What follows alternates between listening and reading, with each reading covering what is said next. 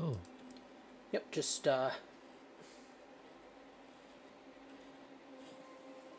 okay, good. Outside of camera view.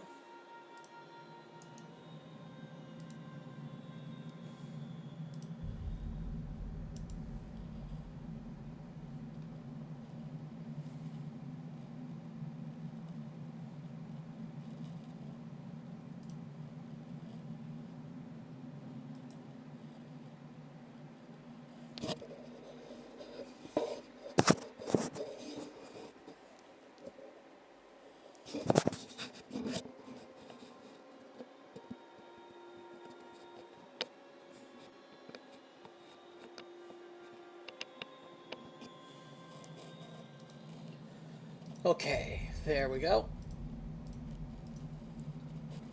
Oh my god, it looks like I'm wearing absolutely nothing on my little cam. But that's just because it's a skin tone colored compression shirt. That is That'll do very it. funny. Can you guys hear me? Yep. Yep. Okay, cool.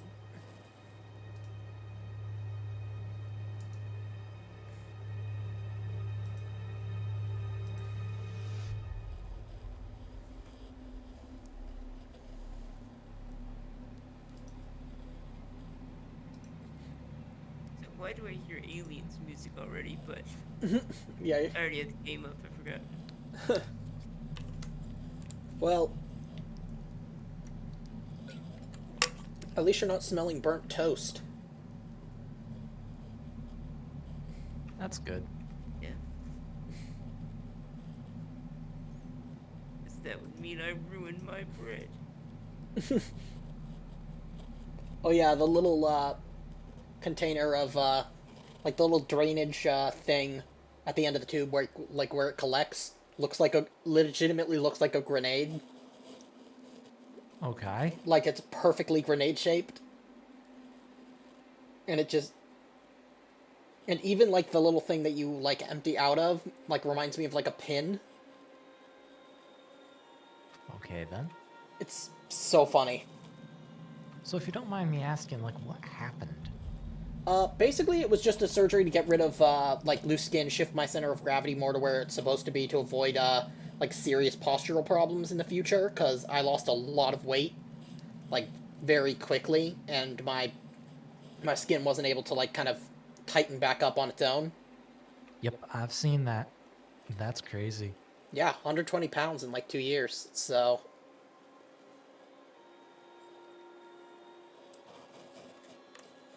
Yeah, I was gonna say you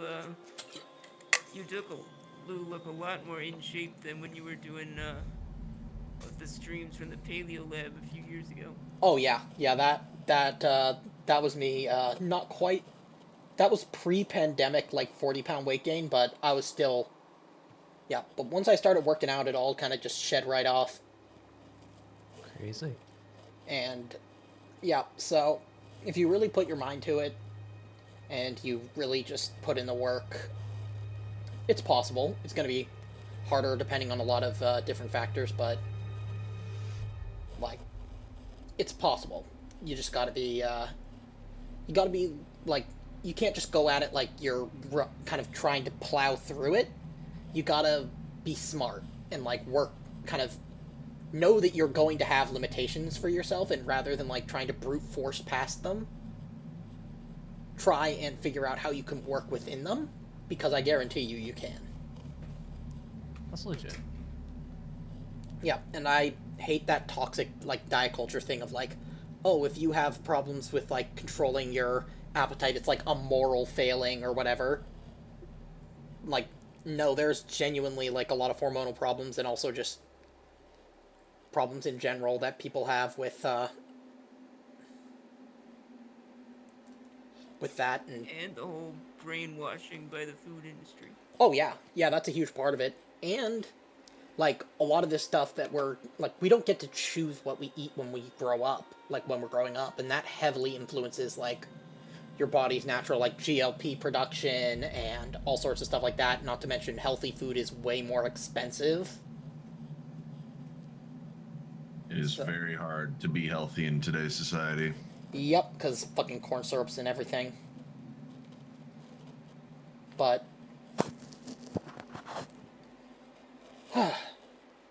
Glad to see you're recovering. yep, I still got the drainage tube, but the tape came off on Thursday. The drainage tube will be coming out probably this upcoming Thursday. Oh yeah. Yeah. Uh, Glad for you. Yeah. yeah, I'm gonna look like absolutely fucking sculpted like in the next 8 weeks. Well, I So hope that works out for you. yeah, I'm looking forward to seeing what that looks like.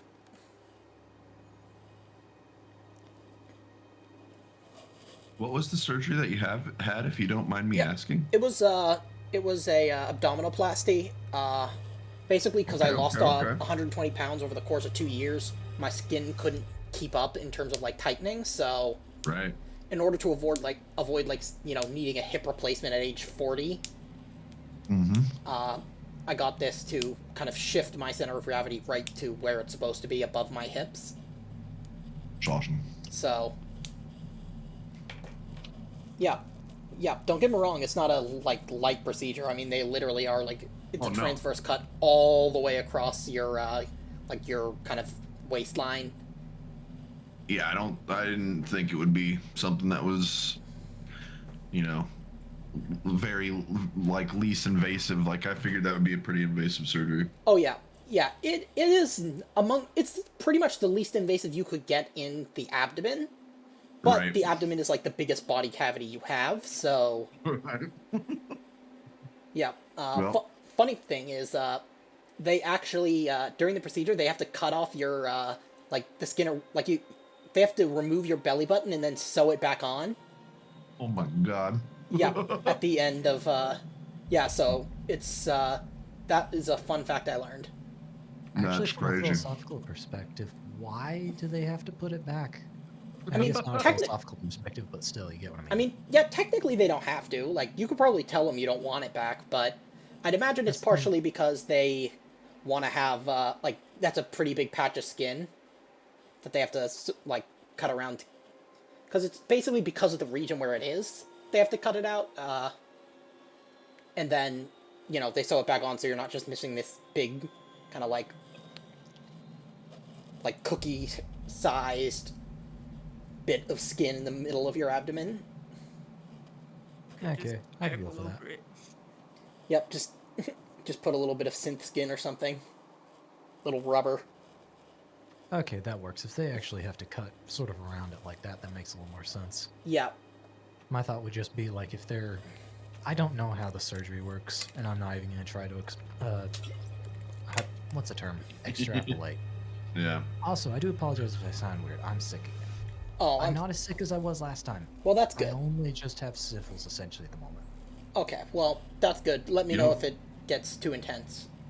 Oh Yeah, you no, don't I'll sound be too fine bad. this time around. I don't actually feel... I'm not tired like I was last time. I'm not miserable like oh, I was that's last good. time.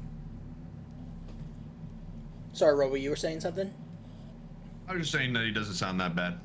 Yeah, that's You that's said you might sound weird. I was just saying you don't sound weird. yeah. Well, thank you. The other thing is, I now, because like along with, because like the fluid that's being drained isn't just like pure blood, obviously, because if it was, that would be really bad. It's mainly a mix of blood and like plasma and lymphatic fluid, but sometimes little giblets of like loose like adipose tissue get stuck in there. So I have seen little bits of like my own body fat like stuck in there. And so now I can describe to you guys whenever we're dealing with just horrible injuries to the human body. I can describe to you exactly what that sort of stuff looks like in a living human being. Hey, right, what you know. Exactly. Because, like, yeah, cadavers are one thing, but you can't necessarily expect, cadaver or, like, color or even, like, consistency to be the same as, like, a living person because, they're pumped full of, like, formalin and all that to preserve the body. Oh, not only that, but oxygenation of various parts, Oh, liquid yeah. seepage causing change in form and texture. Oh, There's absolutely. so much different between a corpse and a actual person. Yeah. Yeah, exactly. Like, I will say that, like, fatty tissue looks somewhat similar, though in a cadaver it's a lot more orange.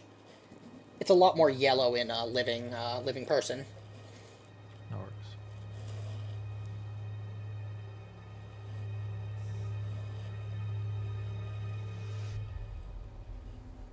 Okay, we're just waiting on Heath. FICO said he's not going to be able I'm to in. make it tonight. Oh, sorry, I was only looking at the. Oh shoot! I just pinged Oh, you you know right what? I now. do have to log into Roll20, actually. Yeah, but yeah, FICO's not going to join us tonight. He's busy, but he'll be here next week. So I had forgotten about that. yeah. Almost forgot that we had that we were playing today until I saw your Twitch fucking stream announcement. Oh my I was God. like, oh shit! I was making food too, but luckily I was like pretty much done. Oh, good. Yeah. Yeah. Well, should. I kind of don't want to save what Oh yeah. Yeah. I planned for another week, I mean, you don't have to. but I kind of want FICO to be here for it. Yeah. Yeah. That's I fair. think you would get a kick out of it. So Well, luckily the VODs will be up, so which I hope I uploaded the like VOD from 2 weeks ago. I know I downloaded it, but Yeah, I did actually get a chance to. I mean, I watched it on Twitch. It wasn't on YouTube, so. oh fuck, I'll have to do that. I'll have to do that tomorrow. But yeah. Anyways, who wants to start off by summarizing the events of last or of 2 weeks ago, just so we all are caught up? Last week we started off getting ambushed, wasn't it? Or last time? Yeah, last time, you guys did get ambushed at the, in, like, the underground cavern area. Yep. Saxton. What was his name again? Saxton O'Dick? Saxton O'Dick. Saxton O'Dick got a face hugger. Tried to essentially threw itself at him like a swinging buzzsaw, swinging his tail in a circle at him. Yep. That's what I said. And did he dodge that, or how did that work out? I can't remember. I honestly don't remember either. I know that no long-term damage was done, and that you guys managed to kind of... Yep. But that ended up just being the start of a bit of a more intense conflict. Yep. We fought like 3 separate xenomorphs, I believe. 3? Yeah, something like that. And Yeah, more were coming in. Yes, and more were coming in. 2 of the people that were over the base, I believe the deputy and the sheriff, both got killed. Am I correct there? Yep, that is correct. Yep. they lost their heads. Neither of them Yeah. got shot, though, so I can't quote the song.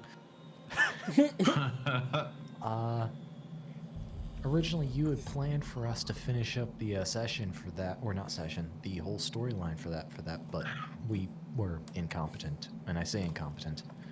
Did fairly well, but Yeah, just I went think a it was little bit just... too much. Yeah, it was, Not there was your fault. it was nobody's fault, I think. It was just, chance of the rolls, and so... Yep. you guys so we backed had to out. retreat. Yep, backed out, and went to, Well, on our way out, the crazy guy from the colony who wanted to join the cult. What are they called? the Church Children of the Two Divine. Divines. Children of the Two Divines. So we roughed him up, took him in, gave him a very painful injection. Yep, of Questioned sodium him. pentothal. Turned out that he was basically useless, and then we brought him to the director, who promptly shot him in the head. Yep, Yeah. that was so funny. Yep. That was great. I was deciding on whether or not I wanted to do it, but it just No, felt it's right. perfect. It Well. felt right. It just felt right in contrast to the like keeping him alive to interrogate him. Yeah, it was good. Yep. So Which was pretty much fruitless to my understanding. I mean, Tried it to do showed the that right thing. it showed that the cult is very effective with propaganda, like that they're able to convince someone who has no other like no real reason to necessarily affiliate with them to affiliate with them. That just shows how dangerous they are.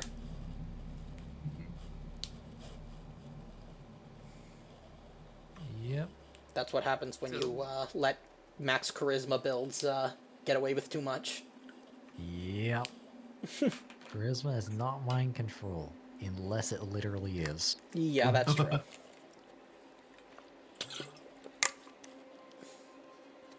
Okay, go ahead. Cheese, you were saying?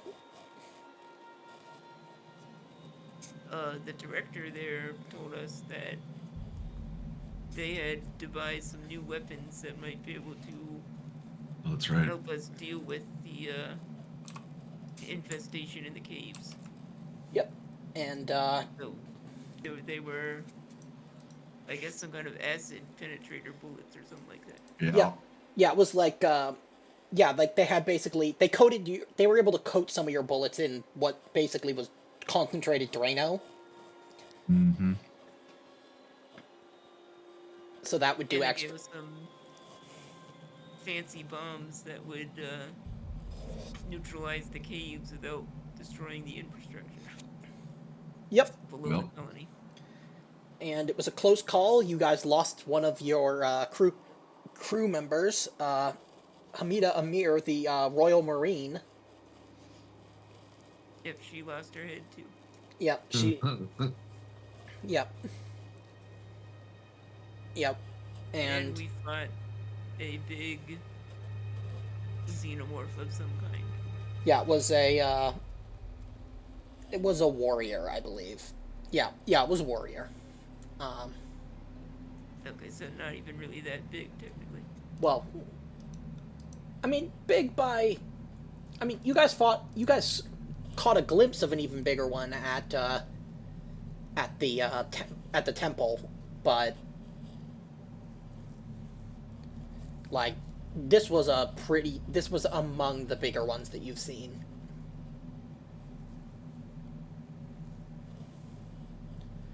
So yeah, you guys managed to cave it in, and we kind of bed run your return to the ship. Though we might say that if you guys are like wanting to have a last conversation with the like the director or the colony director or anything like that, now would be the time.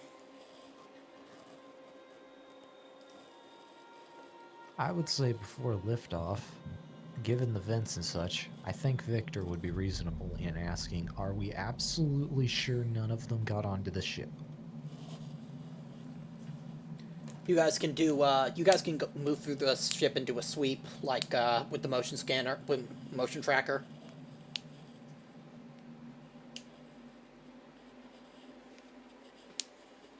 Cliff, would you mind helping me with that? Yep, that'll take about one shift, but with an observation roll,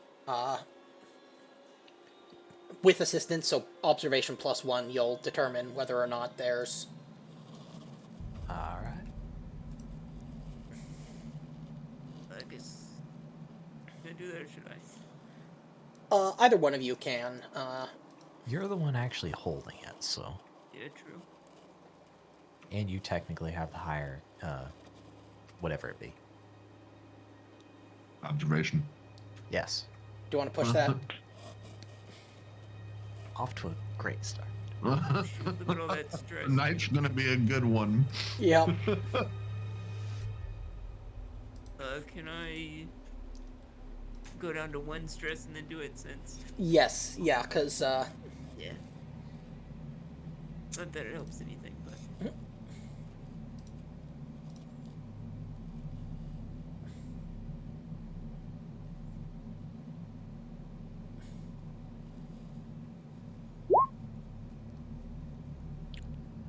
Oof. You don't see anything. It's going to be one of those kind of nights, guys. You don't notice any traps. Yep, there you go. Or better yet, I'm gonna say you do notice something. And it seems to be in your bunk room. Oh God. Take +1 stress. You forgot to take off the lens cap. Right. I just can't believe I rolled 20d6 technically. And didn't get a single six.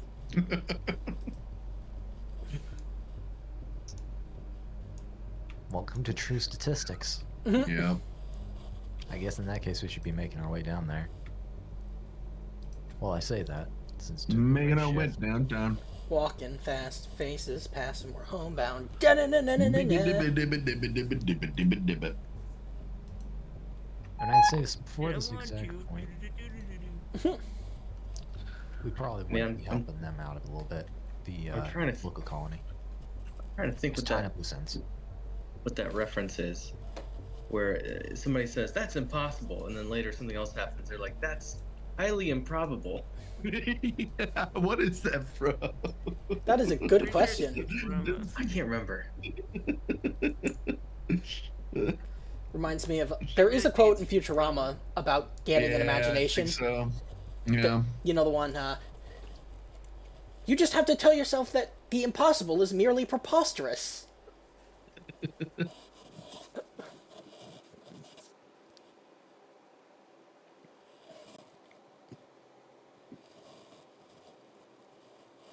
Anyways, you guys gonna check the bunk room?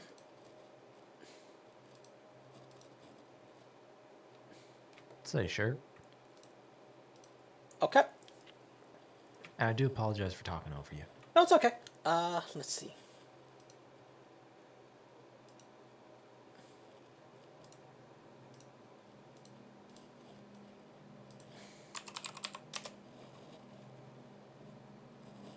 No, is it it's- south side or north side? I'll say yeah. It's robot chicken. It's robot tricking. You're right. Boop. Okay. You guys go in there and you see a couple of the sheets are like bed sheets are kind of like off the are like kind of dragged off, and you see something rustling underneath some of those sheets.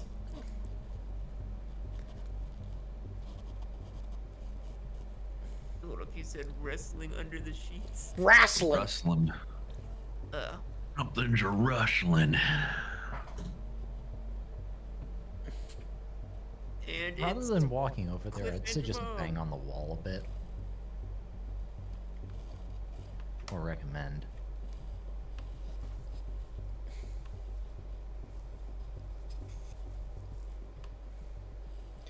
Okay.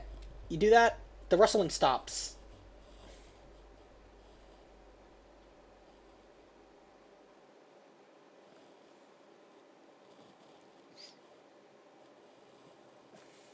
Is anyone dying in here, might I ask? There doesn't appear to be anybody in here. Oh no, I'm asking to the room. Victor is asking to the room. Oh, yeah, there's no answer.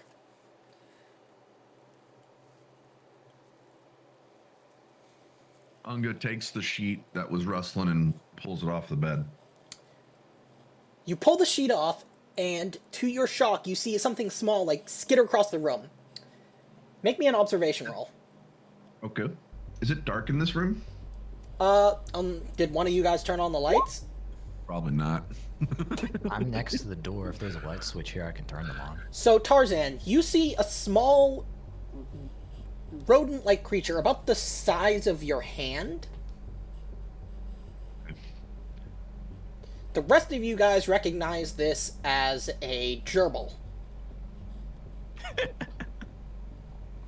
Mm-hmm. And that's when you notice in the corner of the robe the, like, gerbil, like, kind of house thing. Yeah. Somehow, it must have been during, like, some turbulence during landing at some point or takeoff that the cage kind of must have been shuttered enough for the door to open. And little Jeremy got out and has been making a mess. Do we know his name was Jeremy, Jeremy? why you do this? Yes, I'm gonna say that you guys would know, because I'm gonna say he's like the Ship the pet. Yeah, exactly. Okay, I could go for that. You bad boy, Jeremy. You know supposed to be out of cage. Why you do this? He just kind of Squeaks at me. yeah. Okay. I believe it's technically called a week, ain't it? Oh yeah, yeah. It's Or like is that specifically guinea pigs? I have don't no know. idea. I don't know much about rodents. We had to get rid of, well, first Tarzan accidentally killed Timmy by petting him too hard. And then we got Kevin, who we also pet too hard. Kevin, go sleep forever. Oh So no, the first one he hasn't killed yet. What'd you say his name was? Jeremy. Jeremy. Okay. Yes. Jeremy, I know what you go sleep forever. You go back in cage and be good. Put him back in the cage with Frank. Shut up, Frank.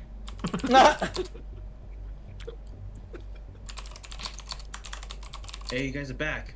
What are you doing in the room in the dark? We make sure Jeremy okay. Oh my gosh. He's got actual stats. No, I'm joking. That would be amazing. No, I know. Because he'd be rolling fucking 13 I or just follow 18 Oh, dice. sorry, good. He'd be rolling 18 Oh my dice, God. base damage 5 with armor piercing. That would be awesome. That's like So more. he's Yeah, that's literally more powerful than most vehicle-based weaponry. off-brand holy hand grenade. Yes. Jeremy leaps across the room holding something large. You notice it's your arm. Jeremy is part xenomorph, the xenogerbil. The only way to kill Jeremy is the holy hand grenade of Antioch.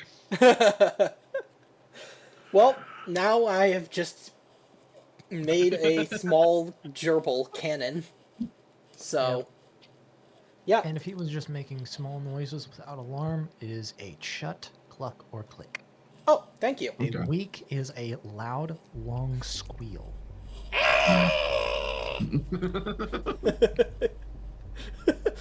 Okay. Well, Jeez. yeah, you guys can be pretty confident that there is no xenomorph aboard this vessel. Cool. It is now time for your debriefing with Gaius. If someone wants to do that. Hey guys, so what happened? And where's Amita? Head go bye-bye. Yeah, we. Yeah, She if you did. yeah, if you guys wanted to bring her corpse back, you could. Do we actually have the? Do we have some sort of morgue equivalent on the ship?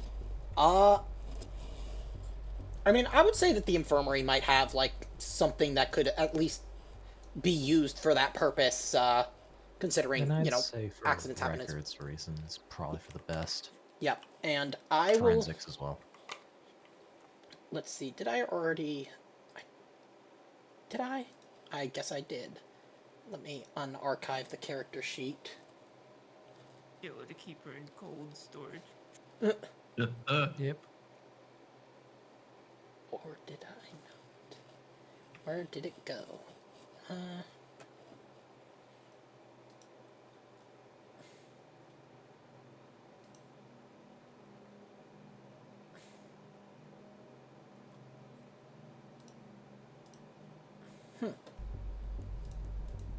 Oh, right. Nope. Oh, there we go. Got it. Okay, so I'm gonna give you access to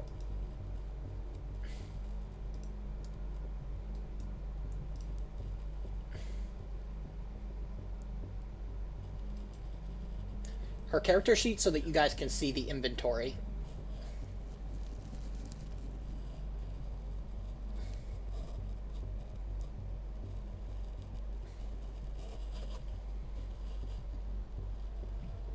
Dagnabbit, close the wrong one. Are you guys telling me that Hamida didn't make it and all of you guys are fine?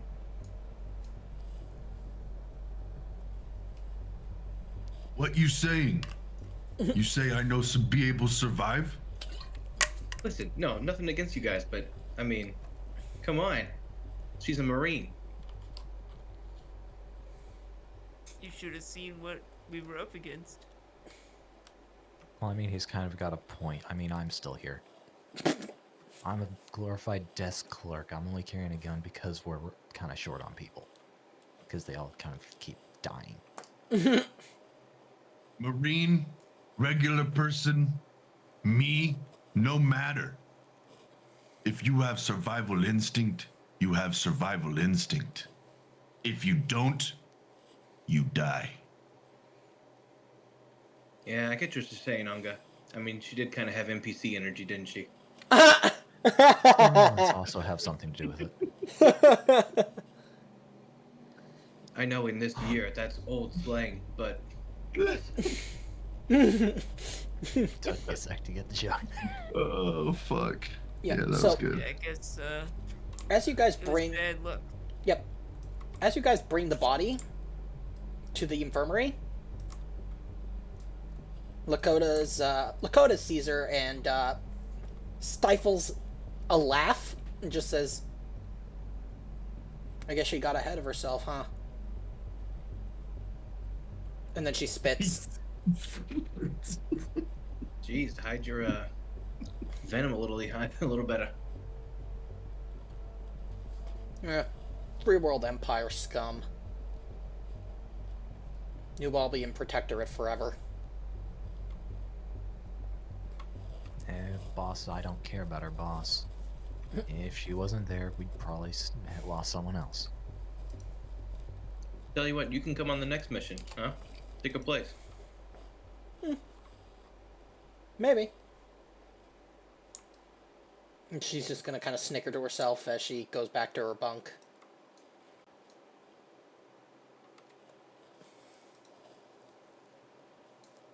So, you guys want to, who's gonna do the debriefing whenever you guys are ready?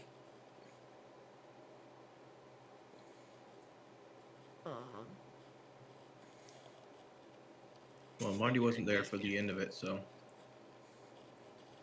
I guess I could, since I feel like I kind of took over the mission after Marty had his bout of diarrhea.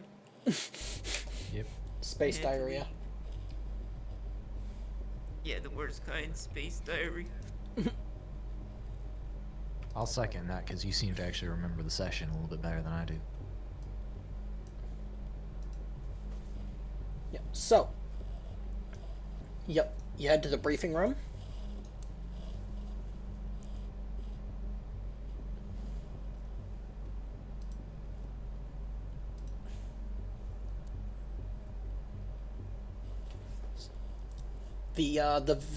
The vidcom kind of turns on, and you see Gaius on the other end.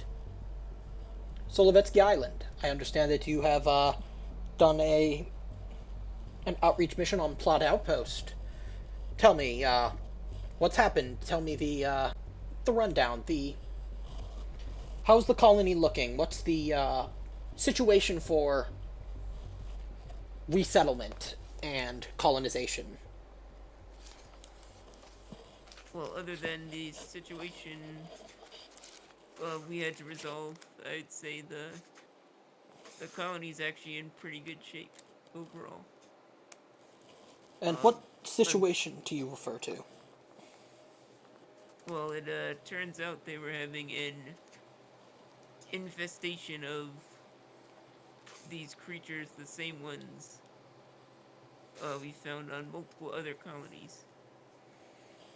And it was all brought on by someone following the teachings of this children of the two divine. seems that we will have to contend with this group in the future, but it is good that we are getting more knowledge of these beasts, that we may better face them when we inevitably encounter them again. How Yeah, they did definitely give me the seem to be central to them. yep, give me the play-by-play, if you will. Well, we first arrived investigating disappearances of colonists and suspicious activity tampering with security equipment. And from that, we were able to discover that a suspect was allowing these creatures to enter at night and take people. I see. That is most troubling. And were you able to resolve this situation for the betterment of the outpost? Well, with the assistance of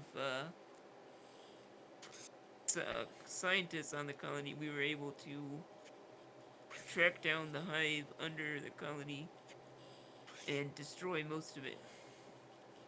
But we do need a team to come in and, I guess, make sure everything has been sterilized. Absolutely, we can send right away. What are your recommendations for the future of the planet in question?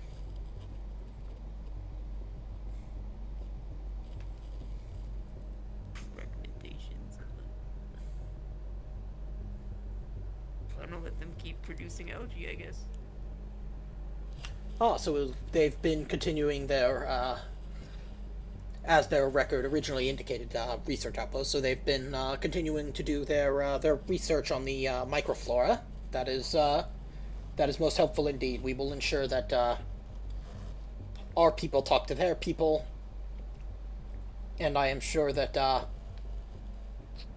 Wayland Yutani will find a place for them. They seemed most interested in reestablishing contact. And I'd also like to report that we have lost another member of our crew, Amida Amir. Oh, that is not great, but we can have a replacement crew member sent out to you shortly. By the time you next land, if you tell us your next destination, we can send a small shuttle to bring this person to you.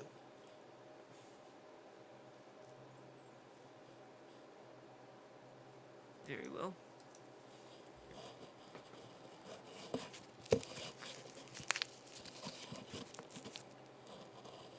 Is that all? You got anything to add, Victor? Nah, that's all I can remember.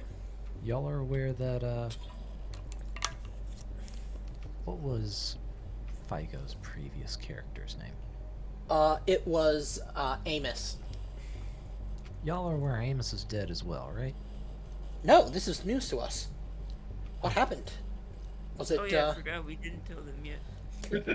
Uh, I Oh thought yeah, we two had. of our crew died. It's been a long day. We are all running on, like, 30 hours no sleep kind of thing, so... I think Fumes of Amos- fumes. Amos had died like a few weeks ago. That's why Okay. I wasn't sure if we had said Yeah. that already. yeah, you only Oh, has it been that long? well, in game it's only been a couple days, but Yeah, it's been a couple sessions since he passed. yeah, I mean, Okay. Like yeah, it's 3 been or 4 3 weeks sessions, because 3, yeah, yeah. our last session was the first full session without Amos, Right. but To Yeah. my limited understanding, his next of kin got the contract in the inheritance, so we're probably going to be dragging him along for this. alrighty then, I'll have the forms. I'll have the forms just restamped and I'll push those through, no problem. Thank you, sir. Yep, and keep up the good work. There are still plenty of more colonies to bring back into the fold. I will contact you with your next orders when we have them. Gaius out.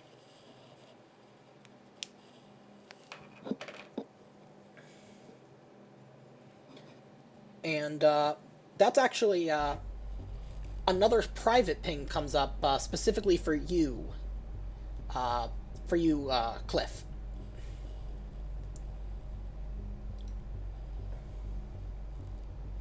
Alright.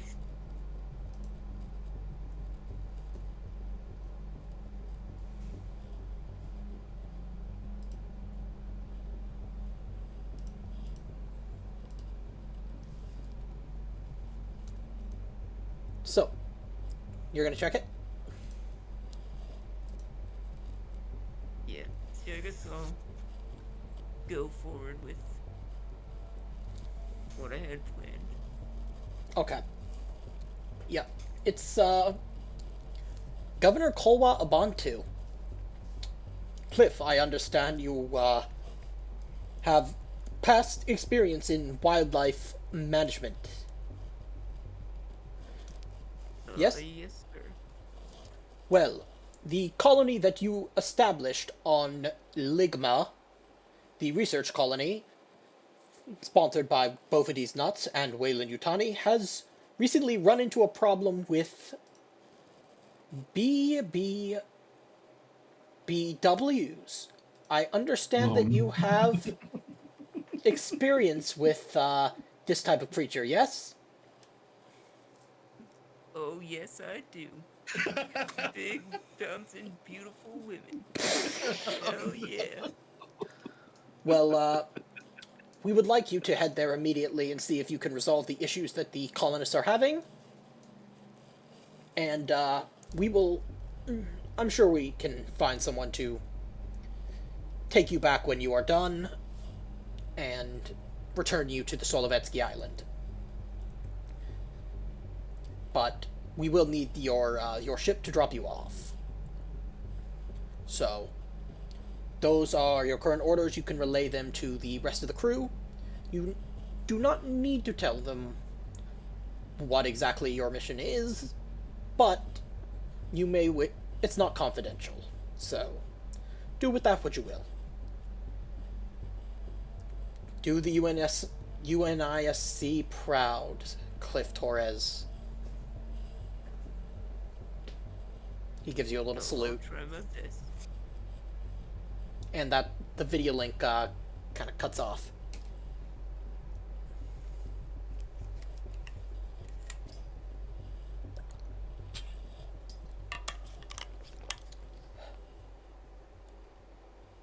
Oh, Captain. Oh, Captain, my Vice Captain. Commander. Yep. What's up, Cliff? They need me back on the I don't forget the colony's name. Ligma. The Ligma colony to deal with, let's say, a situation involving a certain species. Wait, what's wrong with Ligma? I don't know, they want me back to deal with some kind of situation there. Is the colony in danger? They didn't say. Yep. You get the impression from the way he was talking was more like they are kind of a nuisance that is going to kind of more eat into time and productivity than an existential threat to the entire colony. But But they want us to fly back there. Okay. Well, I'm glad the colony's not in danger, but yeah. Do they want us all to go back, or are you going back? Well, they said they need me, and that they'd send me back later. But they wanted us all to travel there. Okay. Okay. Fair enough. I mean, my kids are there, so anything for the better of that colony. I'm all down for that. Okay. Let me just bring us back to.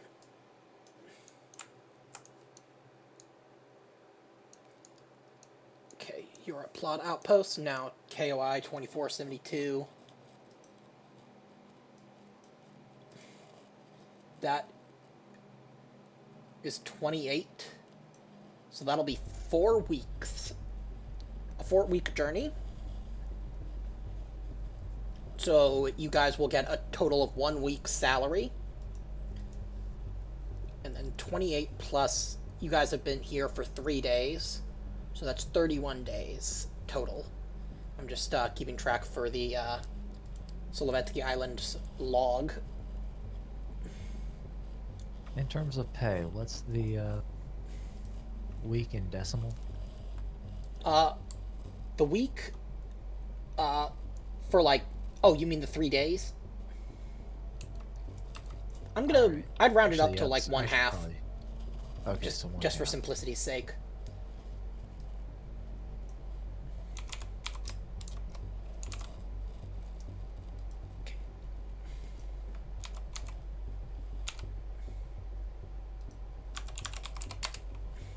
Thank you.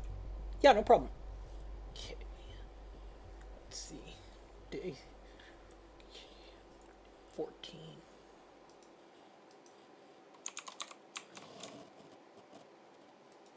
Where the stink do I have half of a point of pay? What?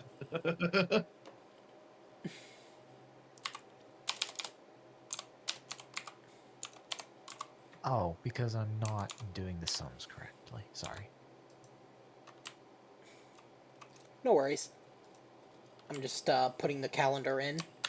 It is, yeah, it is now a little past mid-February of 2186 when you arrive at Ligma.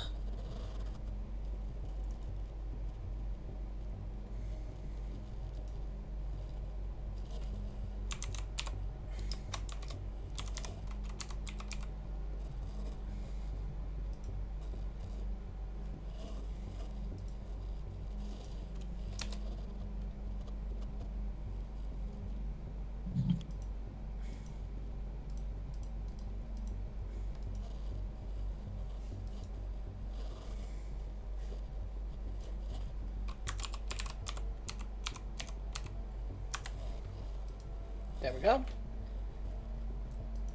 So, Cliff, you get off the ship, I mean. You depart the ship. Whoa. And you meet the colony supervisor, who doesn't have a name because I want you to decide her name, him or her. But they are going to tell you that they are having a problem with big black bobbit worms. They've been causing problems with growing crops, and they secrete kind of an acidic bile to burrow, and they've been kind of weakening foundations of infrastructure. So they need you to stay here for a bit and kind of help them manage the situation. Wait a minute, so BBBW doesn't stand for big black bobbit worms? Well, what did you think it stood for? I was expecting bitches.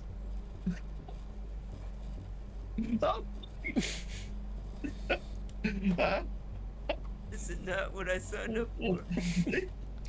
Well, I was it's expecting bitches. well, you traveled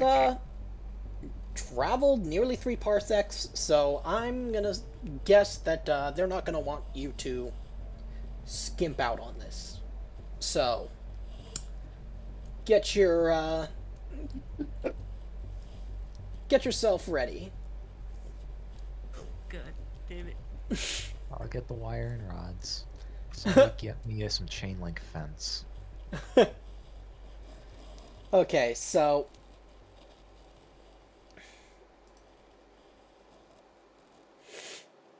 meanwhile, you guys start hearing word. Actually, Heath, your kids tell you they want to take you somewhere because a new little restaurant has opened up on the colony called. What kind of restaurant? It's a Japanese play, or well, it's general Asian cuisine. It's called Dragon D's Dumplings. Ooh, Dragon D's. I could go for that. So, you guys all gonna head there, or just Marty? I'll take you guys with me. My treat. Let's go. Yep. So there's a nice little neon sign that just says Dragon D's Dumplings above kind of a generic looking, prefab. Because I mean, the colony's only been almost a year, a couple months short of a year. It's been like 9 months. So Still new. yeah, it's a still very new colony, and this place is probably, you would guess, been in business for maybe like a month and a half. But Right. you can tell that it's pretty popular. You see people kind of going out the door with little, like, kind of paper boxes, but they're like in the shape of like a kind of East Asian like dragon, and they've kind of got little fancy red like embossing on them. Ah, this is an Asian bistro, not a Chinese joint. Yeah. And so you guys head in. It's a very nice if you were in like a dense urban area, you would probably call it a hole in the wall, but this place, for being like a colony of let me see what I actually put for the colony population. For a colony of 61 people, this place looks like it's positively bustling. But yeah, so you guys can someone will show you your table. Man, I could swear all 61 people in the colony are here.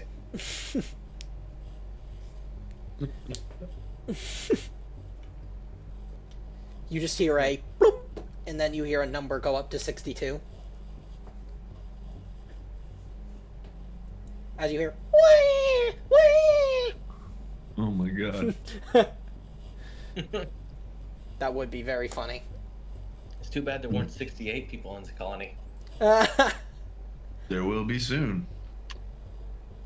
Yeah, you notice that a lot of the people who have kind of been in this, they selected a lot of like young couples with without children. So it seems like a lot of them had the same idea for how to celebrate finding a new home, because there are probably at least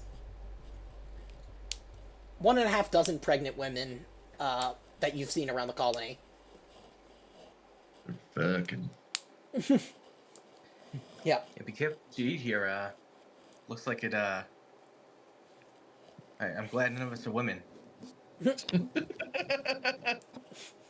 Shoot. Anyways, after you guys have placed your order, you guys notice there seems to be some kind of confrontation at another table between a seated, kind of grubby-looking customer and a chef. Suddenly, the man shoves the table flying across the dining hall with a crash as he rises to his feet, red in the face, shouting, "Well, I don't give a damn! I'm not paying! Just who do you think you are?" Who am I? They call me the Culinary Batosai. I am the Chef Slayer. Oh no. My name is Kenshin Blade. The culinary boticide? The fuck is that? And he pulls out a large pipe wrench from his jacket. Kenshin draws his knife. See this blade here? This knife is a Henkake Butai blade. Forged from the strongest steel of Mount Fudanari. Oh no. It could cut through anything and always stays sharp. Now I This implore character's you to amazing. settle your debt and get out. Ah! The customer yells, and he begins, he comes down with a swing of his wrench, going right for a blow to the chef's head. But in a flash, this chef Kenshin becomes a blur of speed, and you hear his battle cry and a loud slicing sound. The customer stumbles back slowly as his wrench falls in half. His torso, cut diagonally from left shoulder to right ribcage, slides off his body as blood sprays everywhere.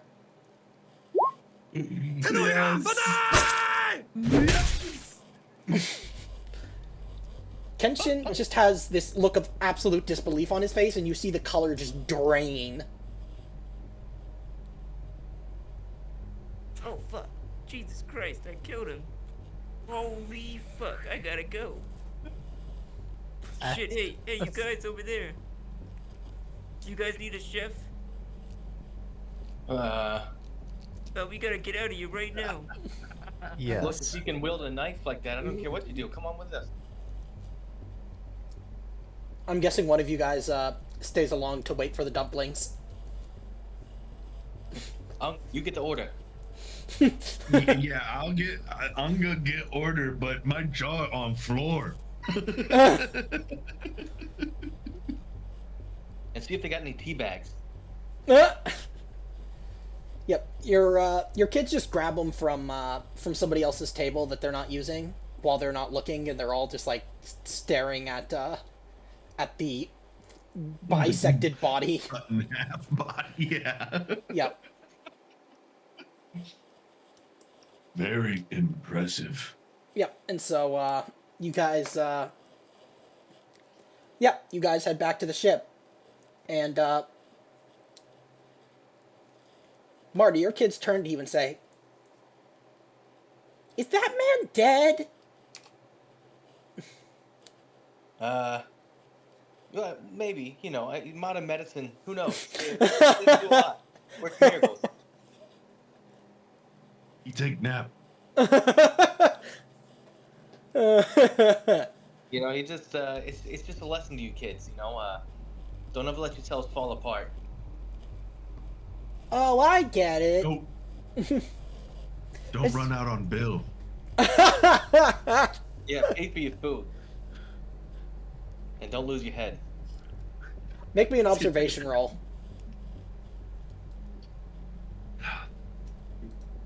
Marty, specifically. Okay. You don't notice anything out of the ordinary. But when you get back to the ship, you notice that you're counting your money, you're $500 short.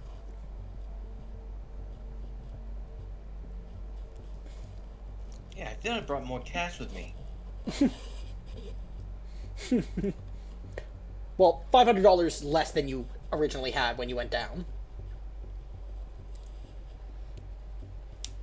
You kids taking money? Well, they're gone now. You only notice when you're back on the ship. Those kids taking my money. Oh well. Maybe I need to raise their allowance. I'm sorry. I had to do it. The moment you said you gotta learn to pay, I had to do it. You understand. And the little thinkers, you know. Yep. They're learning to make money how they can. They were pretty good, you know. You know, I'm not the quickest, but I didn't notice, so. You I think deserved. they can buy, you know, Call of Duty 34 or whatever it is now.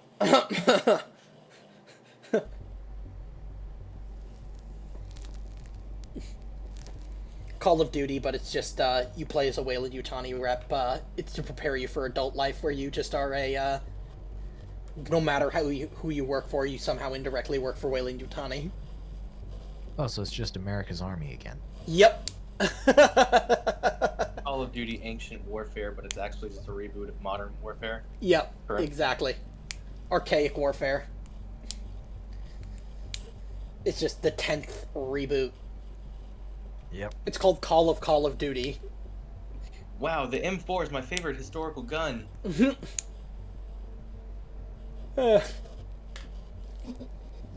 Okay, so you guys are back on the ship,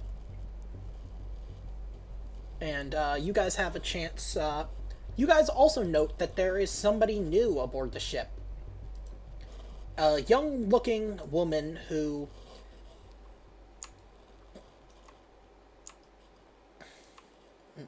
well, the token's right there, so.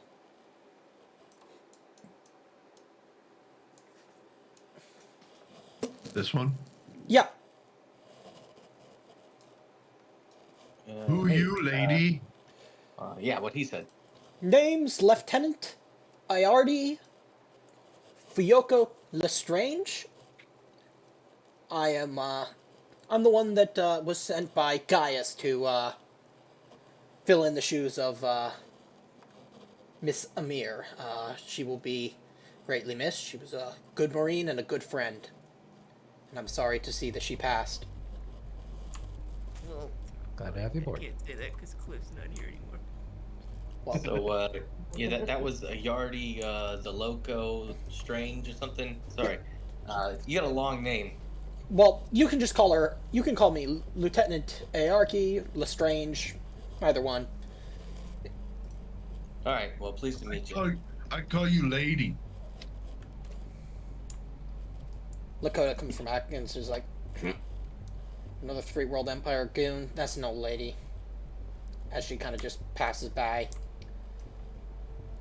And then, Oh, yeah, that's Dakota. She's real pleasant. I call that one meanie head bitch lady. what she got against Three World Empire?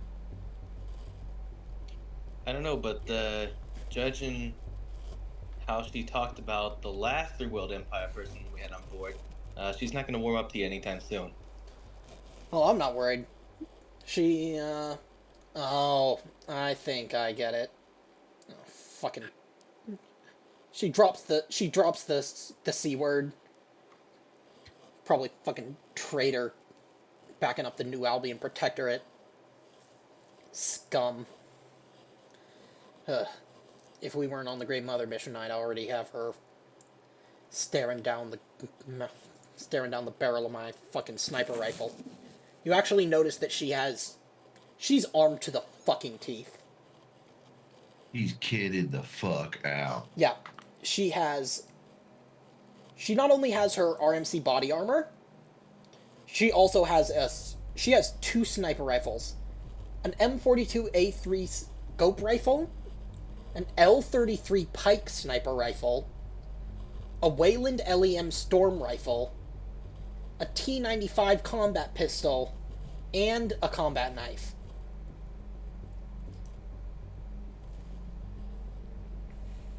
And She she's wearing looks the cool. camouflage face paint indoors. Yeah, you guys can barely see her. And a ghillie suit. He's like LARPing as hard as possible. Yep. No, I'm just kidding. She looks badass. Yeah, you have a feeling that she means business, and you have a feeling that because you talked just like how you talked about the stuff that you faced, you have a feeling they sent someone armed accordingly. Nice. Alright, well, you look like you know what you're doing. We frequently come across vicious creatures. And, as a side note, no offense, but don't eat any of the dumplings. You guys aren't gonna have any? No, just specifically her. Oh. Oh well. I give her mine. Oh. I'm gonna write that down, cause I'm keeping track of your crewmate's disposition towards you. This was specifically in reference to all the pregnant women on the colony. Oh my god. People that are getting pregnant.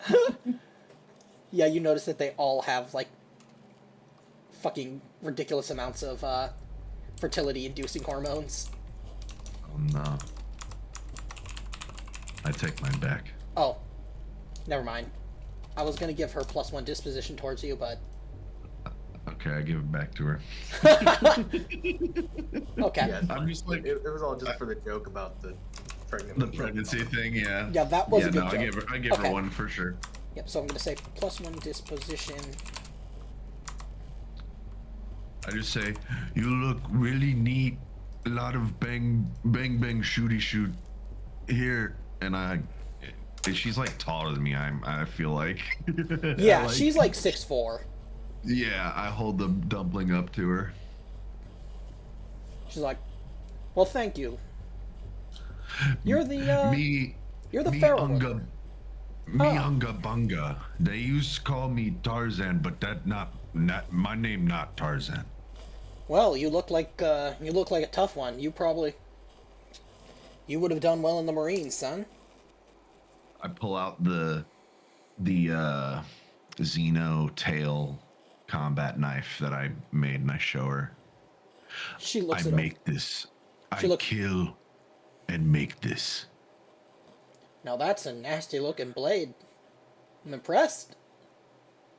Looks like we have 2 Marines aboard this ship after all.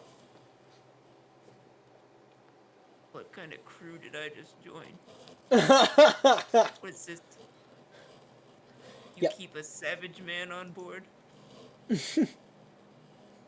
Savage, man. And I He's, look at him real angrily when he says that.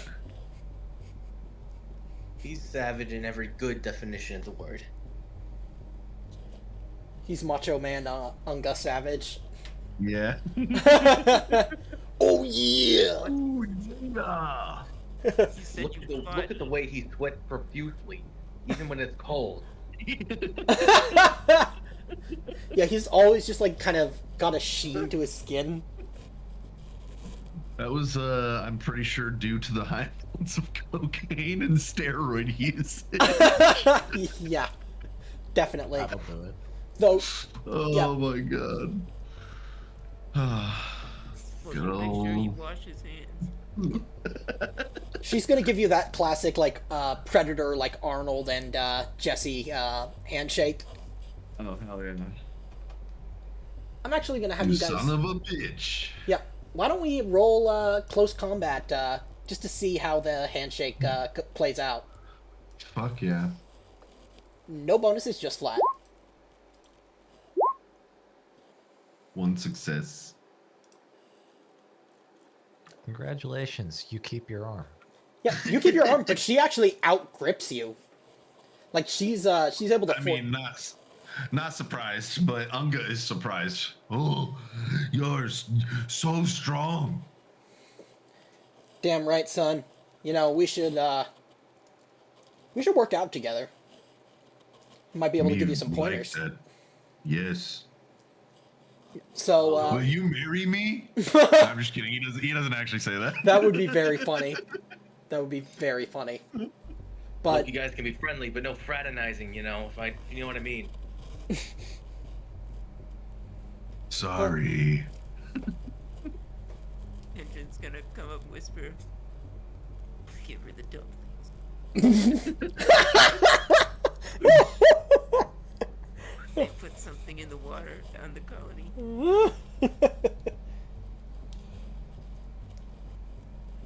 Yep. Well, come next colony cycle, I will increase the colony population by 18. Just Make sure to account for the one that died. oh yeah, so I guess by 17. Yes.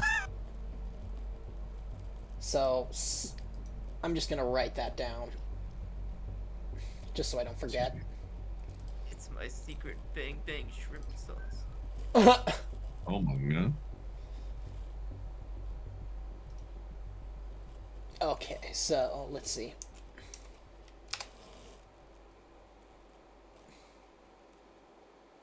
Now, Cheese, if you don't mind me asking, your character's knife, what does it look like? Is it like a sushi knife or is it a, like, katana? I would say it's like a mix between a standard, like, 9-inch chef's knife and like a little mini katana, I guess. You know what? Have you ever seen Yeah, the guys that that prepare the tuna? Yes, Like that the is Japanese. exactly what I was thinking. They have these knives that are like basically the size of a fucking full-size katana, but it is specifically made for cutting the tunas, the giant, like 500-pound tunas apart. Damn. And it Yeah. looks really cool. When I used it during that little roleplay thing we did, I added 10 to it just for fun. Yep. Okay. Okay. It's basically a regular knife, Yeah, it behaves as a Except combat for- blade. since it's like a Genzu blade. I see. Okay, it's just super sharp. Reptile let me have it at armor piercing That's fucking awesome. and acid immunity. Yeah. Okay. Though note that then- he isn't acid immune. It's only the sword. Right. Or, well, knife. Nice. You better give him the option to dodge individual water And droplets. then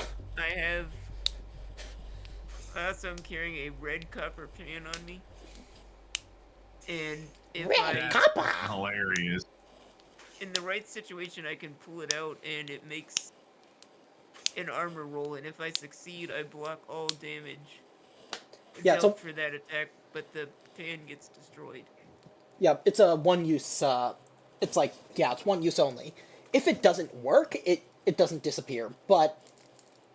Yeah, the moment it works, it disappears. It's kind of like that, the Dark Eldar Archon, invulnerable save that they used to have, where it was like, a 2+ invulnerable, but the moment they failed one, they lost their invuln.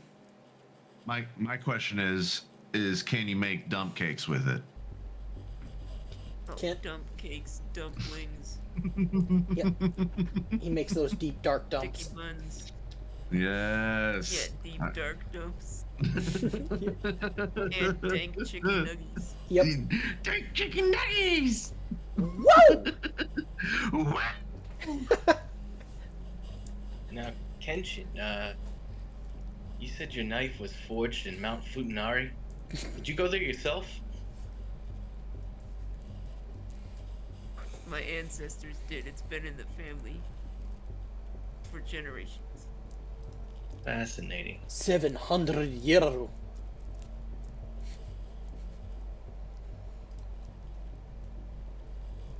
Yeah, to give you guys a little bio of Kenshin, he's a celebrity chef, basically, and he's been on all these cooking competitions. He's basically Iron Chef. And he builds himself up to be a real, like, badass guy, but he's, also kind of manic and kind of a coward.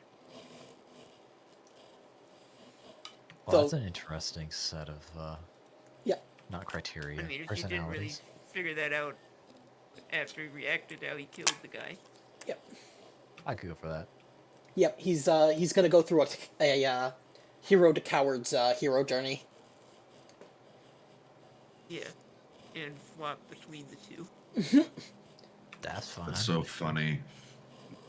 I love it. Okay, now that you guys are done with that, the video indicator for the briefing room is going to go off. It looks like you guys have new orders. Oh no.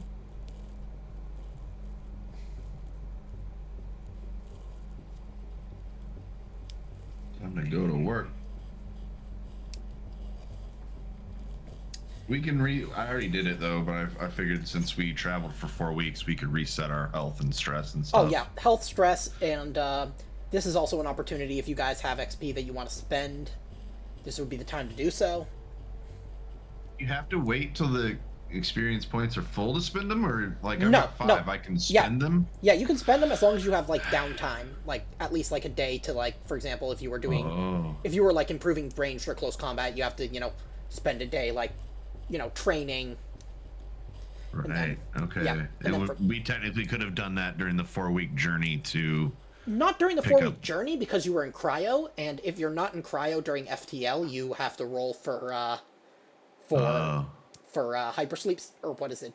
It's a neurological distortion disorder, which can cause you to go crazy. okay. I'm gonna spend 5 of Very mine cool. on a point in stamina. Okay. Well, it's 5 points per Yeah. 5. stat point. Yeah. 5 points will increase a stat or give you a new talent. Though for a talent, you have to make a flat wits roll, unless somebody like around you can teach you the talent. Yeah, cool. All right. In which case, you don't have to do that. Yeah, I think I will spend my 5 on close combat. Okay. I think I'm going to do the same, actually. How would you guys feel if I made it you guys kind of training via instruction from the new Marine? Yeah, that Absolutely sounds fine with that. perfect.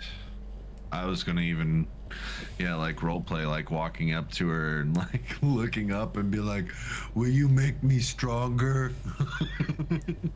I'll take you through some basic Marine close combat drills. Thank you. What's her name again? Her name is... Oh yeah, it's something crazy, and I forgot that I did, like, my character chose to not even try to remember and just calls her Lady. Yeah. Yeah, her name is ARD. A barger, Lady. Yeah, she's gonna take you to the quiet room where she basically sets up a bunch of mats for training. And Victor, I'm guessing you're tagging along for this. Did you say? If at all possible. Oh, yeah. Albeit probably very awkwardly. Yeah. Well, For any myriad of obvious You reasons. gotta start somewhere. yeah, she's gonna she'll teach you guys some basic like combat. She'll also teach you like kind of the best way to like fall properly and recover from like getting kind of tossed onto the ground. Cool. Teaches you kind of some basic like knife combat, stuff like that. Yeah. And then at the end, she has you spar each other. Just friendly sparring. You guys have like safety gear. But before you start sparring, she says, she whispers to you, Ungabunga, go easy on him. Don't break him in half. Me already know. Yeah, and she leaves you guys to it for the sparring. And while you're doing that, Kenshin is reorganizing the kitchen and moving his stuff in. In the mess hall. Yeah. So, yeah. Who's gonna take the call, the order call? Yeah, we don't Marty got a commander anymore, I guess, Marty. Yeah, well, I mean, you guys, Marty's always been the commander. Sort of. Oh, that's right. That's right. He was gone. That's why Cheese Yeah. kind of took over. That's right. Yeah, so, Space diarrhea. yeah, you guys ready? Alright, where's the button? Here it is. Click. Yep, so you see Gaius, as usual, kind of standing formally. Your next assignment, Solovetsky Island, is Pelican Colony, KOI-947.01. It is an agricultural settlement that used to provide significant imports of food into the Middle Heavens before the isolation. The environment is fertile and climate temperate, average daytime temperature a balmy 24 degrees centigrade. Established by the Wayland Corporation in 2049, Pelican came under the Three World Empire later in the century. Population in 2100 reported to be 6.5 million. And it's big. Gravity of 1.5 G and a diurnal duration of 48 hours. As usual, you will operate under the initial survey and assessment responsibilities of the Great Mother Mission. You will need to establish contact with the local authorities, should they exist, and offer assistance. Naturally, your colony potential report should focus on the future farming opportunities and how soon imports back home can resume, but also scientific research possibilities and the usual ad hoc opportunities that may arrive. Good luck, Solovetsky Island. And the connection is cut. All right. I'm gonna gather everybody. Where are we gathering at? In the briefing room? Yeah, sure. Okay. Good spar, Victor. Good spar. We practice later. Get better. I squint through kind of a black eye, probably 2 black eyes and a mostly swollen face. Give a thumbs up. Next time I won't take it so easy. We go a little harder. Okay.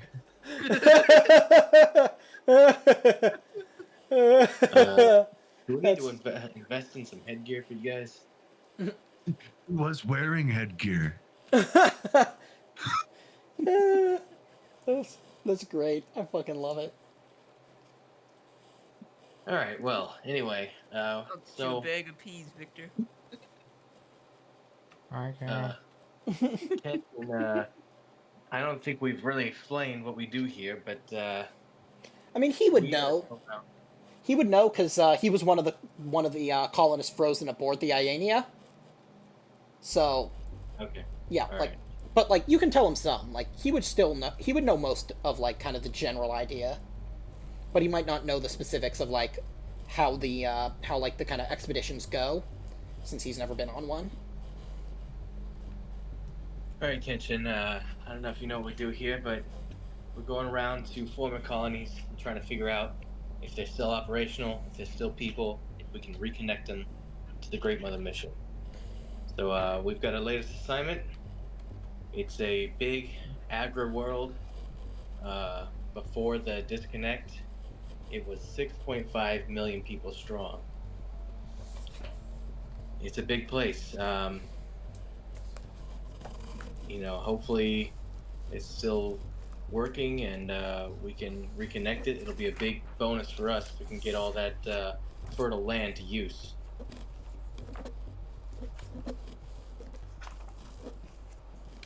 And that's it. Let's go take a nap. That's easy enough. Okay. I'm sure nobody dies on these. Oh yeah, it's completely safe. Nothing safer than exploring uncharted worlds in distant space. I Totally. mean, yeah, it's completely safe, assuming we don't run into any, um, Horrible, Uh, horrible alien we'll tell you monsters. we'll tell you when you're older. We'll tell you when we figured out if you're just an NPC. The only way that you can really know is to experience it yourself. So Okay. So, And I should say Kenshin's official role is the entertainer job position. yeah, the career. Yeah, the career. Kenshin the Entertainer. so before we leave, I guess we would probably contact Cliff. I need to reset my thing, by the way.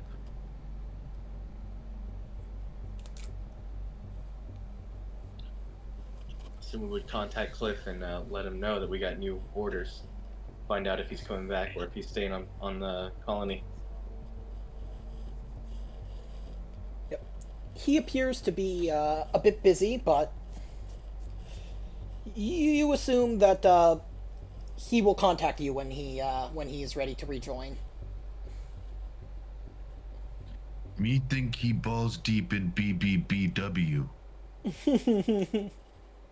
Is that what he came here to fight? I see. All right.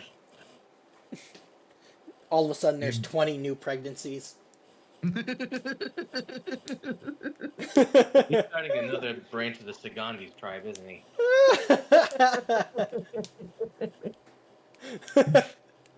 Jeez. Oh man.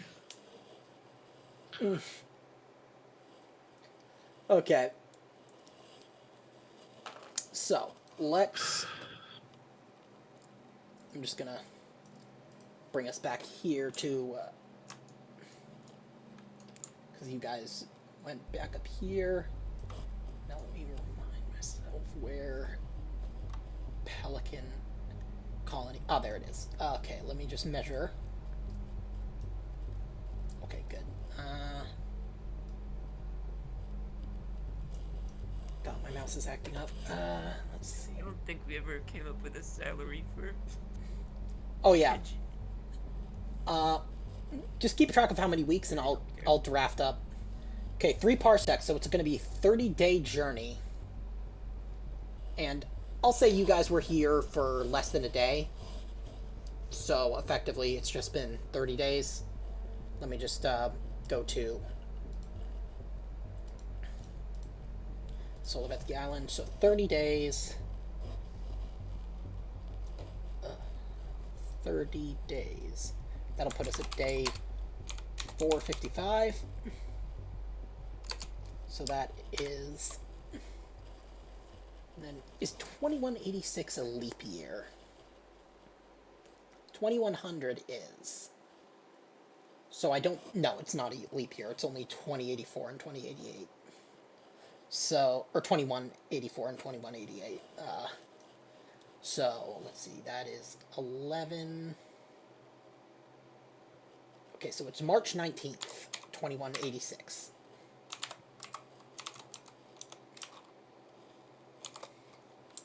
And we are now at KOI-947.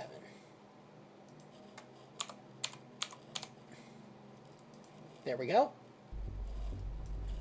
Yep. So, let me take you there.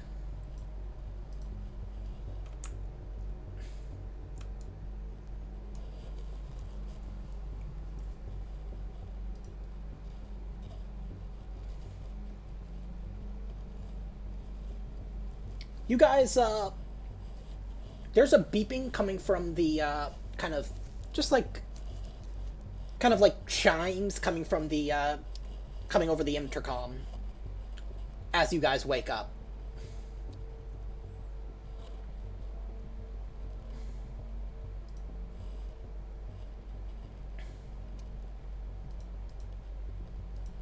Beeping. What's that? I go ask the pilot what's going on. Damn, this, it's just it's radiation warning. I mean, look at the star. Like, the visor is, the kind of viewport is heavily dimmed, but even though it's heavily dimmed, you can see, like, kind of the star just, like, blasting off massive, like, flares of plasma, and, like, it's hard to even, like, directly look at, even through the, like, really heavily tinted viewport. Is it supposed to look and sound like that, guys? Damn. What happened to the star? No idea, but whatever it is, like, it's...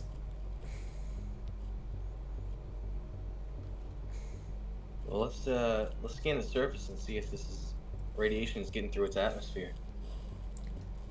So, you guys remember that Gaia said the temperature was, a balmy 24 degrees Celsius. You guys note that your findings show the surface temperature to be above 40 degrees Celsius, which, let me convert that for you. That's hot. Yeah, that is over 104 degrees. Yeah, that's hot. And, is bathed in radiation. You would take 1 rad per shift outside of a vehicle or something like that. If you were to land. You note also there are no cloud formations. It's all just like bright light, and the surface looks very arid. Not at all what you would expect from like a place with lots of agriculture.